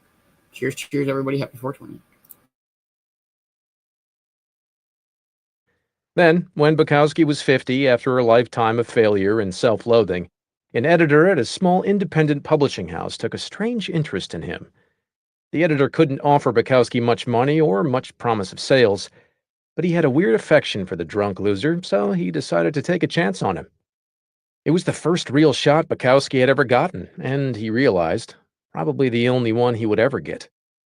Bukowski wrote back to the editor, "I have one of two choices. Stay in the post office and go crazy, or stay out here and play at writer and starve. I have decided to starve." Upon signing the contract, Bukowski wrote his first novel in 3 weeks. It was called simply Post Office. In the dedication, he wrote, "Dedicated to nobody." Bukowski would make it as a novelist and poet. He would go on and publish 6 novels and hundreds of poems, selling over 2 million copies of his books. His popularity defied everyone's expectations, particularly his own. Stories like Bukowski's are the bread and butter of our cultural narrative. Bukowski's life embodies the American dream. A man fights for what he wants, never gives up, and eventually achieves his wildest dreams. It's practically a movie waiting to happen. We all look at stories like Bukowski's and say, see, he never gave up. He never stopped trying. He always believed in himself. He persisted against all the odds and made something of himself. It is then strange that on Bukowski's tombstone, the epitaph reads, "Don't try." See, despite the book sales and the fame, Bukowski was a loser. He knew it, and his success stemmed not from some determination to be a winner, but from the fact that he knew he was a loser, accepted it, and then wrote honestly about it. He never tried to be anything other than what he was. The genius in Bukowski's work was not in overcoming unbelievable odds or developing himself into a shining literary light. It was the opposite. It was his simple ability to be completely, unflinchingly honest with himself, especially the worst parts of himself, and to share his failings without hesitation or doubt. This is the real story of Bukowski's success, his comfort with himself as a failure. Bukowski didn't give a fuck about success.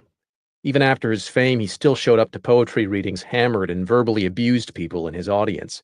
He still exposed himself in public and tried to sleep with every woman he could find. Fame and success didn't make him a better person, nor was it by becoming a better person that he became famous and successful. Self-improvement and success often occur together, but that doesn't necessarily mean they're the same thing. Our culture today is obsessively focused on unrealistically positive expectations. Be happier, be healthier, be the best, better than the rest, be smarter, faster, richer, sexier, more popular, more productive, more envied, and more admired. Be perfect and amazing and crap out 12-karat gold nuggets before breakfast each morning while kissing your selfie-ready spouse and 2.5 kids goodbye. Then fly your helicopter to your wonderfully fulfilling job where you spend your days doing incredibly meaningful work that's likely to save the planet one day. But when you stop and really think about it, conventional life advice, all the positive and happy self-help stuff we hear all the time, is actually fixating on what you lack. It lasers in on what you perceive your personal shortcomings and failures to already be, and then emphasizes them for you. You learn about the best ways to make money because you feel you don't have enough money already.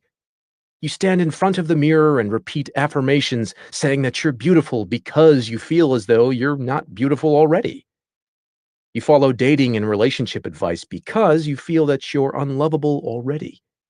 You try goofy visualization exercises about being more successful because you feel as though you aren't successful enough already. Ironically, this fixation on the positive, on what's better, what's superior, only serves to remind us over and over again of what we are not, of what we lack, of what we should have been but failed to be. After all, no truly happy person feels the need to stand in front of a mirror and recite that she's happy. She just is. There's a saying in Texas, the smallest dog barks the loudest. A confident man doesn't feel a need to prove that he's confident. A rich woman doesn't feel a need to convince anybody that she's rich. Either you are or you are not. And if you're dreaming of something all the time, then you're reinforcing the same unconscious reality over and over, that you are not that. Everyone in their TV commercials wants you to believe that the key to a good life is a nicer job, or a more rugged car, or a prettier girlfriend, or a hot tub with an inflatable pool for the kids. The world is constantly telling you that the path to a better life is more, more, more, buy more, own more, make more, fuck more, be more. You are constantly bombarded with messages to give a fuck about everything all the time. Give a fuck about a new TV. Give a fuck about having a better vacation than your coworkers. Give a fuck about buying the new lawn ornament. Give a fuck about having the right kind of selfie stick. Why? My guess? Because giving a fuck about more stuff is good for business. And while there's nothing wrong with good business, the problem is that giving too many fucks is bad for your mental health. It causes you to become overly attached to the superficial and fake, to dedicate your life to chasing a mirage of happiness and satisfaction. The key to a good life is not giving a fuck about more, it's giving a fuck about less. Giving a fuck about only what is true and immediate and important.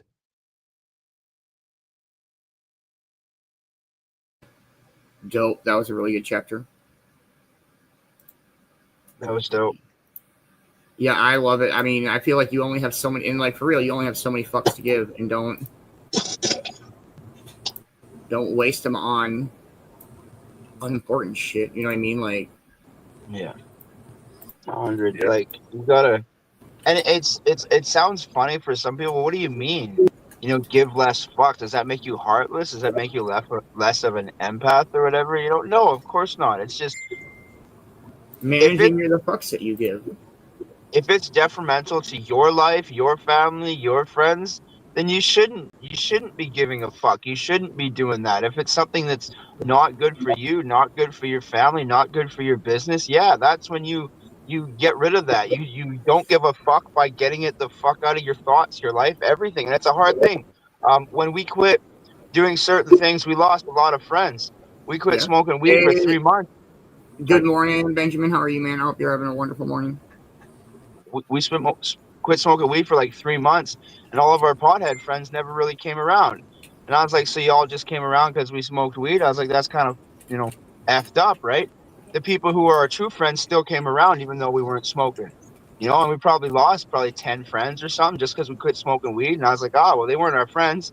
They just knew we had good access to weed and loved smoking. They'd come over and we had weed.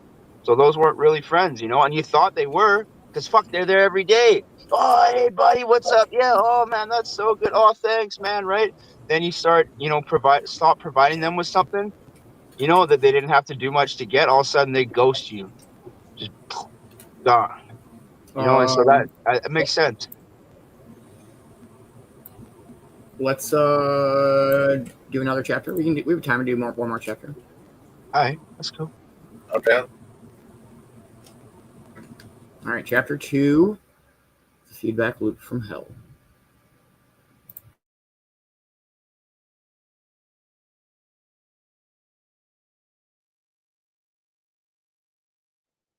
The feedback loop from hell. There's an insidious quirk to your brain that, if you let it, can drive you absolutely batty. Tell me if this sounds familiar to you. You get anxious about confronting somebody in your life. That anxiety cripples you, and you start wondering why you're so anxious. Now you're becoming anxious about being anxious. Oh no, doubly anxious. Now you're anxious about your anxiety, which is causing more anxiety. Quick, where's the whiskey? Or let's say you have an anger problem. You get pissed off at the stupidest, most inane stuff, and you have no idea why. And the fact that you get pissed off so easily starts to piss you off even more. And then, in your petty rage, you realize that being angry all the time makes you a shallow and mean person, and you hate this. You hate it so much that you get angry at yourself. Now look at you. You're angry at yourself, getting angry about being angry. Fuck you, Wall. Here, have a fist. Or you're so worried about doing the right thing all the time that you become worried about how much you're worrying. Or you feel so guilty for every mistake you make that you begin to feel guilty about how guilty you're feeling. Or you get sad and alone so often that it makes you feel even more sad and alone just thinking about it. Welcome to the feedback loop from hell. Chances are you've engaged in it more than a few times. Maybe you're engaging in it right now. God, I do the feedback loop all the time. I'm such a loser for doing it. I should stop. Oh my God, I feel like such a loser for calling myself a loser. I should stop calling myself a loser. Ah, fuck, I'm doing it again, see? I'm a loser. Ah! Calm down, amigo. Believe it or not, this is part of the beauty of being human. Very few animals on Earth have the ability to think cogent thoughts to begin with, but we humans have the luxury of being able to have thoughts about our thoughts. So I can think about watching Miley Cyrus videos on YouTube and then immediately think about what a sicko I am for wanting to watch Miley Cyrus videos on YouTube. Ah, the miracle of consciousness. Now, here's the problem. Our society today, through the wonders of consumer culture and hey, look, my life is cooler than yours, social media, has bred a whole generation of people who believe that having these negative experiences, anxiety, fear, guilt, etc., is totally not okay. I mean, if you look at your Facebook feed, everybody there is having a fucking grand old time. Look, 8 people got married this week, and some 16-year-old on TV got a Ferrari for her birthday. And another kid just made $2 billion inventing an app that automatically delivers you more toilet paper when you run out. Meanwhile, you're stuck at home flossing your cat, and you can't help but think your life sucks even more than you thought. The feedback loop from hell has become a borderline epidemic, making many of us overly stressed, overly neurotic, and overly self-loathing. Back in Grandpa's day, he would feel like shit and think to himself, gee whiz, I sure do feel like a cow turd today. But hey, I guess that's just life.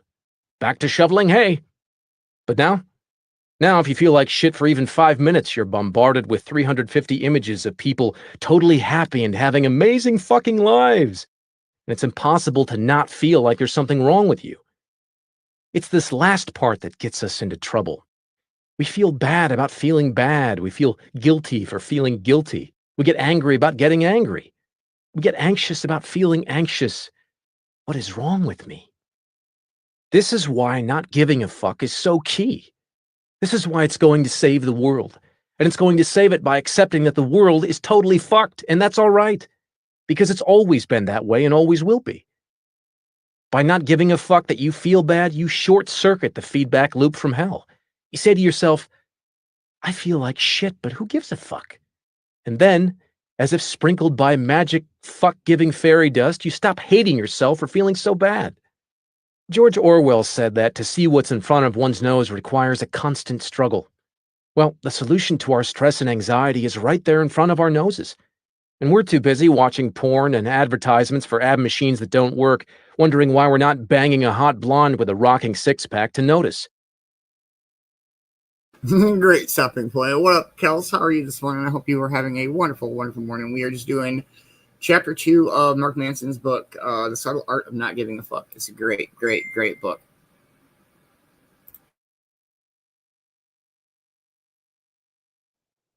We joke online about first world problems, but we really have become victims of our own success.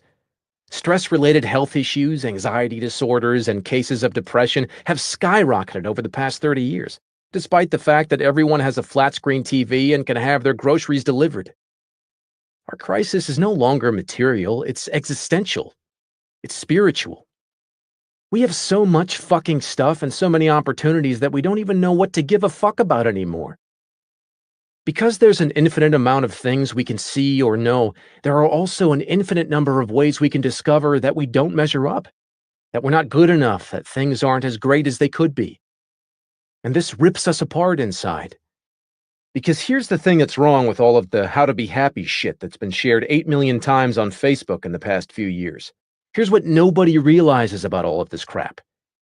The desire for more positive experience is itself a negative experience. And paradoxically, the acceptance of one's negative experience is itself a positive experience. This is a total mindfuck, so I'll give you a minute to unpretzel your brain and maybe read that again. Wanting positive experience is a negative experience. Accepting negative experience is a positive experience. It's what the philosopher Alan Watts used to refer to as the backwards law. The idea that the more you pursue feeling better all the time, the less satisfied you become, as pursuing something only reinforces the fact that you lack it in the first place. The more you desperately want to be rich, the more poor and unworthy you feel, regardless of how much money you actually make. The more you desperately want to be sexy and desired, the uglier you come to see yourself, regardless of your actual physical appearance. The more you desperately want to be happy and loved, the lonelier and more afraid you become, regardless of those who surround you. The more you want to be spiritually enlightened, the more self-centered and shallow you become in trying to get there. It's like this one time I tripped on acid and it felt like the more I walked toward a house, the farther away the house got from me. And yes, I just used my LSD hallucinations to make a philosophical point about happiness. No fucks given. As the existential philosopher Albert Camus said, and I'm pretty sure he wasn't on LSD at the time, you will never be happy if you continue to search for what happiness consists of. You will never live if you are looking for the meaning of life. Or, put more simply, don't try. Now, I know what you're saying. Mark, this is making my nipples all hard, but what about the Camaro I've been saving up for? What about the beach body I've been starving myself for? After all, I paid a lot of money for that ab machine. What about the big house on the lake I've been dreaming of? If I stop giving a fuck about those things, well, then I'll never achieve anything. I don't want that to happen, do I? So glad you asked. Ever notice that sometimes when you care less about something, you do better at it? Notice how it's often the person who is the least invested in the success of something that actually ends up achieving it? Notice how sometimes when you stop giving a fuck, everything seems to fall into place? What's with that? What's interesting about the backwards law is that it's called backwards for a reason. Not giving a fuck works in reverse. If pursuing the positive is a negative, then pursuing the negative generates the positive. The pain you pursue in the gym results in better all-around health and energy. The failures in business are what lead to a better understanding of what's necessary to be successful. Being open with your insecurities paradoxically makes you more confident and charismatic around others. The pain of honest confrontation is what generates the greatest trust and respect in your relationships. Suffering through your fears and anxieties is what allows you to build courage and perseverance. Seriously, I could keep going, but you get the point. Everything worthwhile in life is won through surmounting the associated negative experience. Any attempt to escape the negative, to avoid it or quash it or silence it, only backfires. The avoidance of suffering is a form of suffering. The avoidance of struggle is a struggle. The denial of failure is a failure. Hiding what is shameful is itself a form of shame. Pain is an inextricable thread in the fabric of life, and to tear it out is not only impossible, but destructive. Attempting to tear it out unravels everything else with it. To try to avoid pain is to give too many fucks about pain. In contrast, if you're able to not give a fuck about the pain, you become unstoppable. In my life, I have given a fuck about many things. I have also not given a fuck about many things. And like the road not taken, it was the fucks not given that made all the difference. Chances are you know somebody in your life who, at one time or another, did not give a fuck and then went on to accomplish amazing feats. Perhaps there was a time in your own life when you simply did not give a fuck and excelled to some extraordinary height.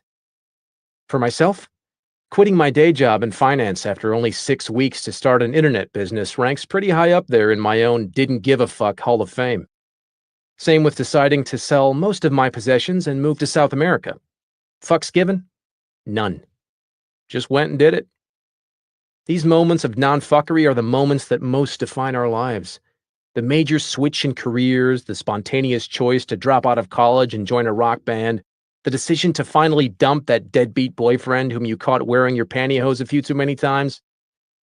To not give a fuck is to stare down life's most terrifying and difficult challenges and still take action. While not giving a fuck may seem simple on the surface, it's a whole new bag of burritos under the hood. I don't even know what that sentence means, but I don't give a fuck. A bag of burritos sounds awesome, so let's just go with it. Most of us struggle throughout our lives by giving too many fucks in situations where fucks do not deserve to be given. We give too many fucks about the rude gas station attendant who gave us our change in nickels. We give too many fucks when a show we liked was canceled on TV. We give too many fucks when our coworkers don't bother asking us about our awesome weekend. Meanwhile, our credit cards are maxed out, our dog hates us, and Junior is snorting meth in the bathroom. Yet we're getting pissed off about nickels and everybody loves Raymond. Look, this is how it works. You're going to die one day. I know that's kind of obvious, but I just wanted to remind you in case you'd forgot. You and everyone you know are going to be dead soon, and in the short amount of time between here and there, you have a limited amount of fucks to give. Very few. Hey, good morning, Tim. How are you? We're doing our Cove-TV morning speaker this morning. It's chapter 2. Well, we did chapter 1. Chapter 2 of Mark Manson's The Subtle Art of Not Giving a Fuck. It's such a great fucking book.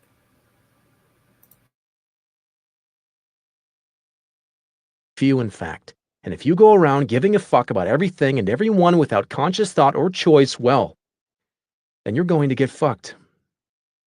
There is a subtle art to not giving a fuck. And though the concept may sound ridiculous and I may sound like an asshole, what I'm talking about here is essentially learning how to focus and prioritize your thoughts effectively, how to pick and choose what matters to you and what does not matter to you based on finely honed personal values. This is incredibly difficult. It takes a lifetime of practice and discipline to achieve, and you will regularly fail. But it is perhaps the most worthy struggle one can undertake in one's life. It is perhaps the only struggle in one's life. Because when you give too many fucks, when you give a fuck about everyone and everything, you will feel that you're perpetually entitled to be comfortable and happy at all times, that everything is supposed to be just exactly the fucking way you want it to be. This is a sickness, and it will eat you alive. You will see every adversity as an injustice, every challenge as a failure, every inconvenience as a personal slight, every disagreement as a betrayal. You will be confined to your own petty, skull-sized hell, burning with entitlement and bluster, running circles around your very own personal feedback loop from hell, in constant motion yet arriving nowhere. Oh man, it's so good. It's such a great book. Yeah, I'm enjoying that. I listened to it years and years and years ago. I mean, not years and years. I mean, it's not that old of a book, but yeah, it's a great fucking book. And he's so fucking right. You only get so many shits to give, and like when you empty out your fucking bucket, well, then you don't give a fuck about anything. You're just literally like, fuck it, Yep. I'm done. You throw your hands up, and that's not good either. You know what I mean? Like, yeah, sometimes it's all right to just be like, you know what I mean? I feel like there's a difference between like wiping your hands clean up a situation or throwing your hands up in a situation. You know what I mean? Yeah. I think it's getting harder and harder for people to not be hard on themselves because of the world we live in and how much has changed. You know, and I'm a broken record. Ever since, you know, COVID hit us so hard, the world has changed. And we've even had morning speakers talking about how the whole working from home thing is actually detrimental to a lot of people because you're losing out on a lot of that. The commute home, the commute to work was time for us to prepare for work. Now we're anxietal and we're working from our computer. And, you know, things have changed where I think that people are a lot harder on themselves because they weren't ready for COVID. Of course, you can't be ready for it, but they weren't ready for the change. You know, a lot of people, and now people want to go. Now people want to go back to that regular office life, and that for a lot of people, that's just not an option anymore. You know, a lot of even business owners were like, well, I'm a germaphobe anyways. You guys can keep working from home. You know, like it's working fine. We don't need an office. We're going to sell the office, you know, and just do everything online. And for that whole social aspect, people don't understand the whole water cooler thing is essential to the whole office. It really is. It is. And whether it's you're talking about the most surface bullshit talk, yeah, I went to the lake. Yeah, cool. Yeah, you're married. Oh, kids. Yeah, me too. Cool. All right. See you next water cooler break. You know, like it's those moments of nothingness, of pure kind of serenity where you're just in that moment. It's just such a difference maker. And with the whole working from home thing, it's changed that. Even like, you know, in a sense, like what we're doing is like a remote working from on, you know, working online, working from home type of deal. So even like the sitting backstage after the shows and having meetings, you know, there's the days where we have a lot of meetings versus there's days where we just sit and talk about life shit and bullshit or whatever it may be. That shit's crucial. That shit is super crucial. And that goes into the adaptability of a changing world, and that you have to find the similar things to the social aspect while living in a digital world. Because if you're not using technology and that to your advantage, what's the point of technology? Isn't that the point of technology, is to advance us as a race, advance us as people? So if you're using technology that's, you know, not good for people and not good for you, I feel you're wasting your time, energy, and space on everything. Because, you know, it may have changed, but that doesn't mean it has to keep going down a downward slide. You know, we could use all of this stuff we have now for our advantage, not to, you know, make things worse and less social. We could use it to make it more social, build a bigger community, not a smaller one. All right, I do have one more quick Mark Manson deal that I want to do quick, so that way, I can't share the book with the subscribers, and so this is also something that I would be able to share with the subscribers. Because we wouldn't even been able to listen to the book if it wasn't for Amber. Here we go.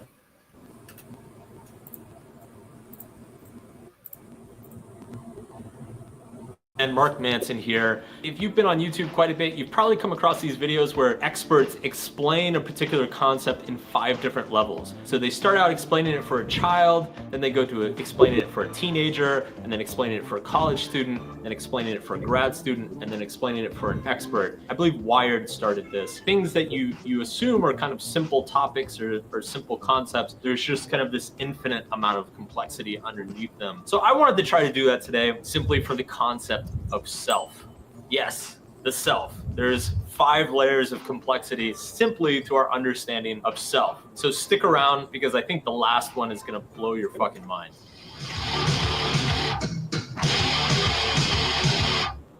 All right, so level 1, explaining the concept of self to a child. It's actually very simple. Whatever you feel or control in your environment is a part of you. So I can control my hand, that is part of myself.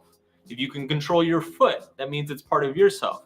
If you can feel something that happens to you when it pushes against your chest, that means your chest is part of yourself. And yourself is separate from the rest of the things in the world, because you can't control the chair without touching it. You can't control the light without pressing the switch. So anything that you can't control without touching it is not a part of yourself. Does that make sense? God, what an idiot. Level 2, dope. Explaining for a teenager. So by now you've grown up a little bit, you've got some hair on your woo-woo or your wee-wee, and you probably are starting to understand that yourself isn't simply limited to your physical body. There are certain abstract concepts that represent yourself that are untouchable or intangible. So the fact that you're compassionate, or you're a good friend, or you're good at biology, or that you're musically talented. These abstract concepts come to define you the same way that, you know, your height or your weight or your physical appearance define you as well. There are also kind of more socially based abstractions. You know, I am born in Austin, Texas. That is part of myself. I like video games. That is part of who I am. I live in New York City. These are all socially constructed identifiers that determine who our identity is. Once you discover these abstract points of self, they are a source of obsession. They are something that you constantly worry about. Do they think I'm smart? Do they think I'm nice and a good friend? Maybe I was kind of a dick. Maybe I'm not as smart as I thought. These thoughts start to consume us around our teenage years, because so much of our sense of well-being is based on how others perceive ourselves, right? And so in this sense, The self, it's not purely physical, it's not abstract, but it's something that is socially negotiated or tested based on how other people react to us or how the world comes to see us. I can think I'm smart, but if every single person I come across treats me like an idiot, then that puts a lot of stress on me because it brings up the question that perhaps I don't actually know myself. Level 3, explaining the concept of self to a college student. So we discussed how there's this tension between our self-definition and how the world comes to see us, and how this can drive a lot of stress and anxiety in our lives. We also have certain psychological defense mechanisms that protect our sense of self. So if I believe that I'm smart, but everybody treats me like a moron, then I will start telling myself stories to protect my self-definition. I will say, these people are I'm not the moron, these people are all the morons. Or if I see myself as a compassionate and kind friend, but my friends all treat me poorly, then I will tell myself stories of like, well, maybe I'm not compassionate enough. Maybe I just need to be even kinder because that's the type of person that I am. This is Freud's definition of the ego. The ego is basically our definition of ourselves for ourselves. And then we tend to protect that definition by either pushing other people away or simply lying to ourselves about what other people are saying. The word ego has gotten a bad rap over the years, but it's, you know, we all need a little bit of healthy ego to some extent. A healthy ego means that you know who you are, that you are very comfortable in the traits that you have and who you are as a human being in the world, and you're not afraid to stand up for it. We all need a little bit of a healthy ego. Where the ego becomes unhealthy or it becomes very toxic is when our definition of ourselves deviates quite a bit from reality. If I start thinking that I'm a short trapeze artist, even though I've never been on a trapeze, that's not a very accurate self-definition based on my actual experiences or what I do in the world. But if I believe that strongly enough, I will start defending that with all sorts of lies and coping mechanisms and emotional outbursts that cause me to be dysfunctional in the world. So what Freud accurately pointed out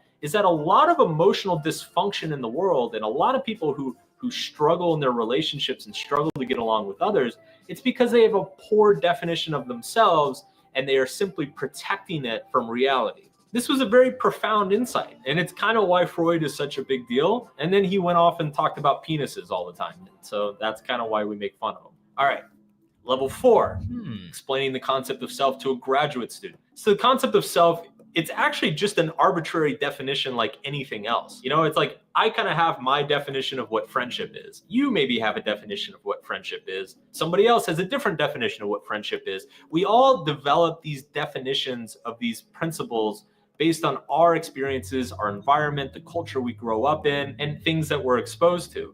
There's no correct definition of friendship. We all have slightly different definitions based on what we've been through in life. The same is true for the definition of self. There's no correct definition of ourselves. We all just kind of make it up as we go along. And so this fluidity of self is actually just another psychological mechanism to keep us stable in the world and stable in our environment. The brain probably needed to invent a concept of self or invent an ego because an ego helps us function as a social species. It helps us determine, are we treating each other fairly? Is somebody taking advantage of me?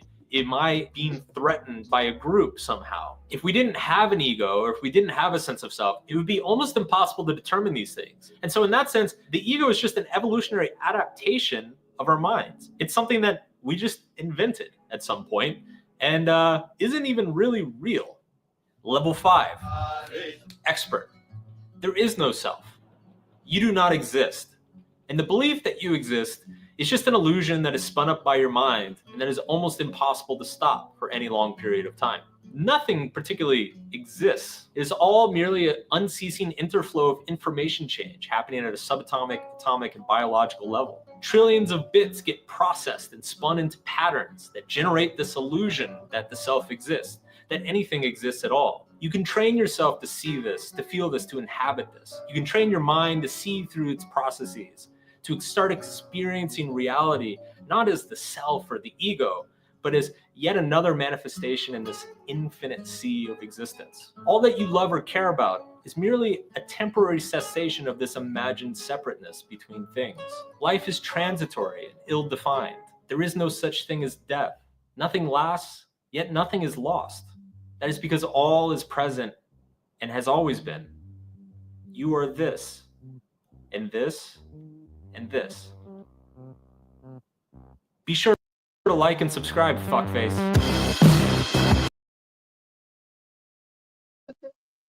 I love Mark Manson. He's fucking great. Be sure to like and subscribe, fuckface. That reminds me of a book called Animal Farm. Have you heard of the book called Animal Farm? So Animal Farm is technically a political book, but they read it to people at different stages. There is a kindergarten version or grade 1 version. There is like a grade 5. Oh, okay, I remember you telling us about it. There's a grade 12 version or whatever, and there's also a college version. So, you know, beginner, expert, whatever. And it ends up being about like the Russian Revolution and when you get to the college version, but the elementary school one and the kindergarten one's about friends, relationships, and all that. And you don't see it because of how it's written. But as you get older, it transforms into like the most political book you've ever written. And it starts off with you hearing about animals revolting against the farm owner is the main story. Is these animals are That's fed great. up. That is super interesting. I know. I think that the whole, you know, sense of self is very interesting. I feel like he said, you know, ego is interesting, but you got to have a healthy. It's good to have a healthy ego of knowing who you are and what you stand for in a real sense. Good morning, Nikki. How are you? I hope you're having a wonderful, wonderful morning. Yeah, I love Mark Manson. He's great. We'll do Mark Manson's every Tuesday. We'll do a couple chapters of his book and then try to do a short audio video. Cool. Yeah, no, that's good. Everybody's different, you know, and like you guys always give me shit, but it's like, why do older women go after younger men? Why do older men go after younger women? And I'll explain it without, you know, going into detail. Is because when you're in your, you know, 20s and even your younger 30s, you're still forming your opinions, right?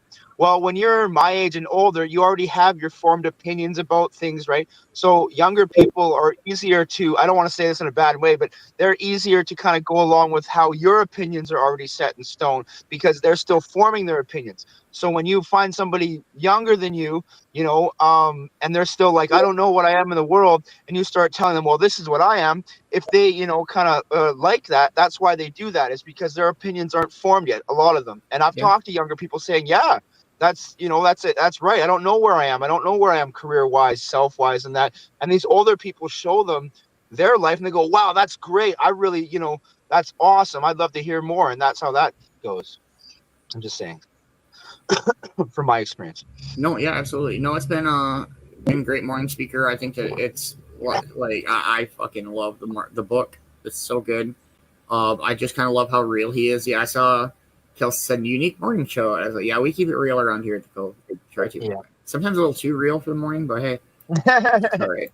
That's me. That's mostly me. We'll go ahead and smoke one more and call it a morning show, you guys. It is about that time. Magic, thank you so much for coming up and hanging out with us this morning, man. It's been great. Magic, I'll go ahead and hand it over to you, man. Oh, yay. Welcome, everybody. Well, thank you for kicking it. Thank you for having me on. Metaphorical Minutes Part 1 is out. Part 2 is almost done. Magic's Mad Movie Mondays is the viewer's choice episode. It's on February 3rd. Don't forget the Yerp Away. Token Tunes is tonight. Man-Bear making the amazing reels. Dabber Chick down there making the amazing reels. Mind of Mad is almost done with their first album.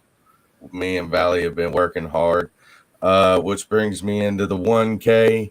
If we get 1K, we're going to drop a new track from that, and I'm going to do I've got some announcements for that. I'm 34 away from 1K. Got a collaboration with Frequency Error. If you have not heard of Frequency Error, it's EDM music. He's going to remix some of my stuff. I've also been working with Just Poetry. Please make sure you're giving a like and a follow to Cove-TV. Without Cove-TV, none of this would be possible. Also wouldn't be possible without you guys. Yeah, I stole that. And also, the world is way better with you in it. Bill, we love you. Thank you for giving us that shout out. Thank you, Kay. Thank you, Christina. Thank you, everybody. Like, for real. We love you guys, and y'all have a great Tuesday. Awesome morning, Speaker Beans. Thank you so much, Vicki Bowers. I'm absolutely loving all of this day in history. I love when she goes back to the Roman times and all that, the really old stuff. That's my favorite part, I think. Make sure you spread some love and positivity today. Do something nice for a stranger, something nice for yourself, something nice for your friend, and we'll see you this afternoon. Boop, boop. Much love, everybody. Thank you guys so much for hanging out. It has been a wonderful, wonderful morning. Where do I start? It's Tuesday. Great This Day in History, everybody. Great book. Thank you so much, Amber. Again, I appreciate everything you do for the Cove. It doesn't go unnoticed, honey. And it's so dope we're able to listen to that book every Tuesday. That will be every Tuesday morning on the morning show. We'll do a couple chapters of The Subtle Art of Not Giving a Fuck. And then, yeah, I hope to see everybody this afternoon. CJ has the trophy for Stoner Roulette. So we'll see if anybody can get that. And then we'll do some chapters of Guardians of Unity. I'm very excited for the next few chapters. And then, shit, what's it tonight? Oh, yeah, it's totally terrific. Twisted Tantalizing Tie-Dye, Twisted Titty Tie-Dye, Chirpy Taco Token Tunes Tuesday, everybody. So make sure you tune in 9 p.m. Eastern Time. That is only on the Cirque Ocelot pages. It's YouTube, it's Facebook. If you're not following, you are missing out. Please make sure you're following Cirque Ocelot. Please make sure you're following the one and only Europe Entertainment. If you are not getting in on the mystery boxes, you are missing out. I love my rig. Thank you so much, Jeremy. It's fucking dope. I'm in the process of getting a better torch so I can hit it, but it's manageable. If you are not following the Dabber Chick, please make sure that you are. Dabber Chick show every Wednesday morning, 10 a.m. Pacific Standard Time. The Dabber Chick page runs on Pacific time, so please make sure that you know, or you're checking out what time zone each show is in. The Cove runs on East Coast time. Europe runs on Mountain Standard Time. Magic runs on Central Time, and the Dabber Chick runs on Pacific Time. If anybody has any questions about it, any time any of the shows are, please reach out to anybody from the Cove, and we can help you out. But she's covering terpenes and stuff like that. The last one we did was limonene. Limonene. It's just what it's funner to call it that. And yes, last but not least, please make sure you're following the one and only Magic from Magic from Mad Productions. Much love, man. I always love the music, the reels. You pump out and advertise and market so much for everything, for everybody. It's amazing. I'm always getting notifications about like Mad Production mentioned you in the post. Mad Productions is this. And there's a weird EJ guy always running around. I don't know, but I don't get into that. And yes, less than 40 away from 1K. So let's fucking go. Every invite, follow, share. It helps out so very much. We appreciate all of it. And last but not least, thank you to everybody that helps support the Cove. It means the world. It makes all this possible. We couldn't do this without you. The Cove is almost at 1.6K, and that's craziness. We appreciate all the viewers and all the shows. The numbers have been outrageous. The Facebook statistics have been through the roof. It's been crazy. And I cannot thank all of you enough for that. Cove-TV is brought to you by viewers like yourself. We are in the last week of the month. So anybody who does subscribe, that will count for February. Reach out. It is $10 a month. You get direct watch links for the shows. We have a weekly giveaway. So I try to drop some daily art in there. I know Man-Bear randomly puts reels in there. I try to drop some music in there, but I've been not great about that lately. I'm sorry. I'll try to get better about that. But it's just a dope place to be, and it helps out the Cove so very much. It makes it to where it makes it so I'm able to do all of this every day, and I cannot thank you enough. Much love, everybody. Up to see everybody this afternoon. Stoner Roulette, everybody. And as always, thank you very much for watching the morning show.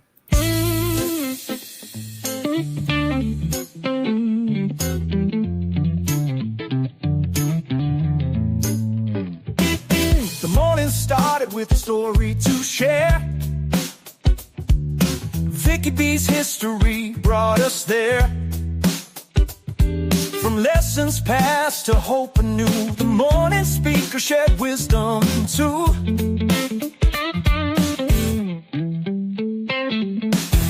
TV's been your morning delight, bringing good vibes to start the day right. To all who watched and shared their time, you made this morning simply sublime. Simply sublime. Thank you for watching, you make it bright. Cove TV brings the morning light. From Beanz to Man-Bear, we've shared the groove. With you, the mornings always improve. The mornings always improve.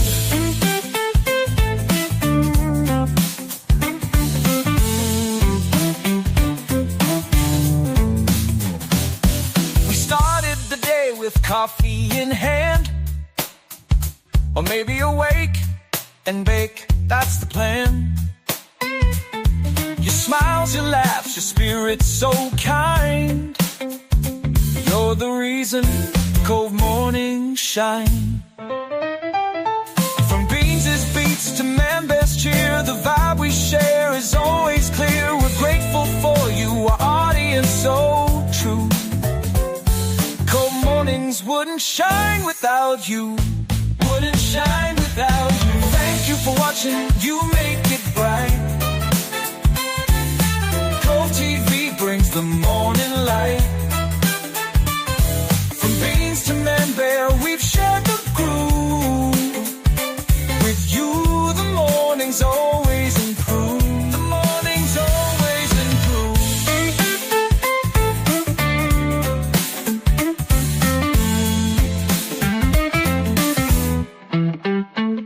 It's more than a show, it's a family we've grown. A place where positivity's always shown. With every sunrise, we'll meet anew. Cove TV mornings are thanks to you. Thanks to you.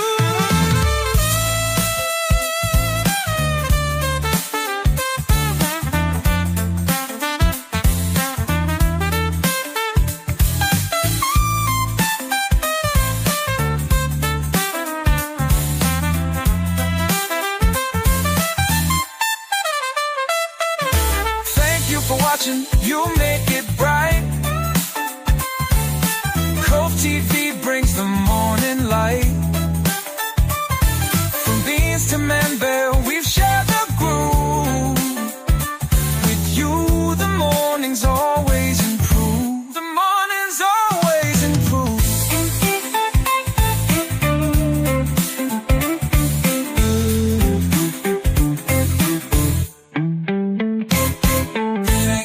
Watching Cove morning shine because of you, because of you.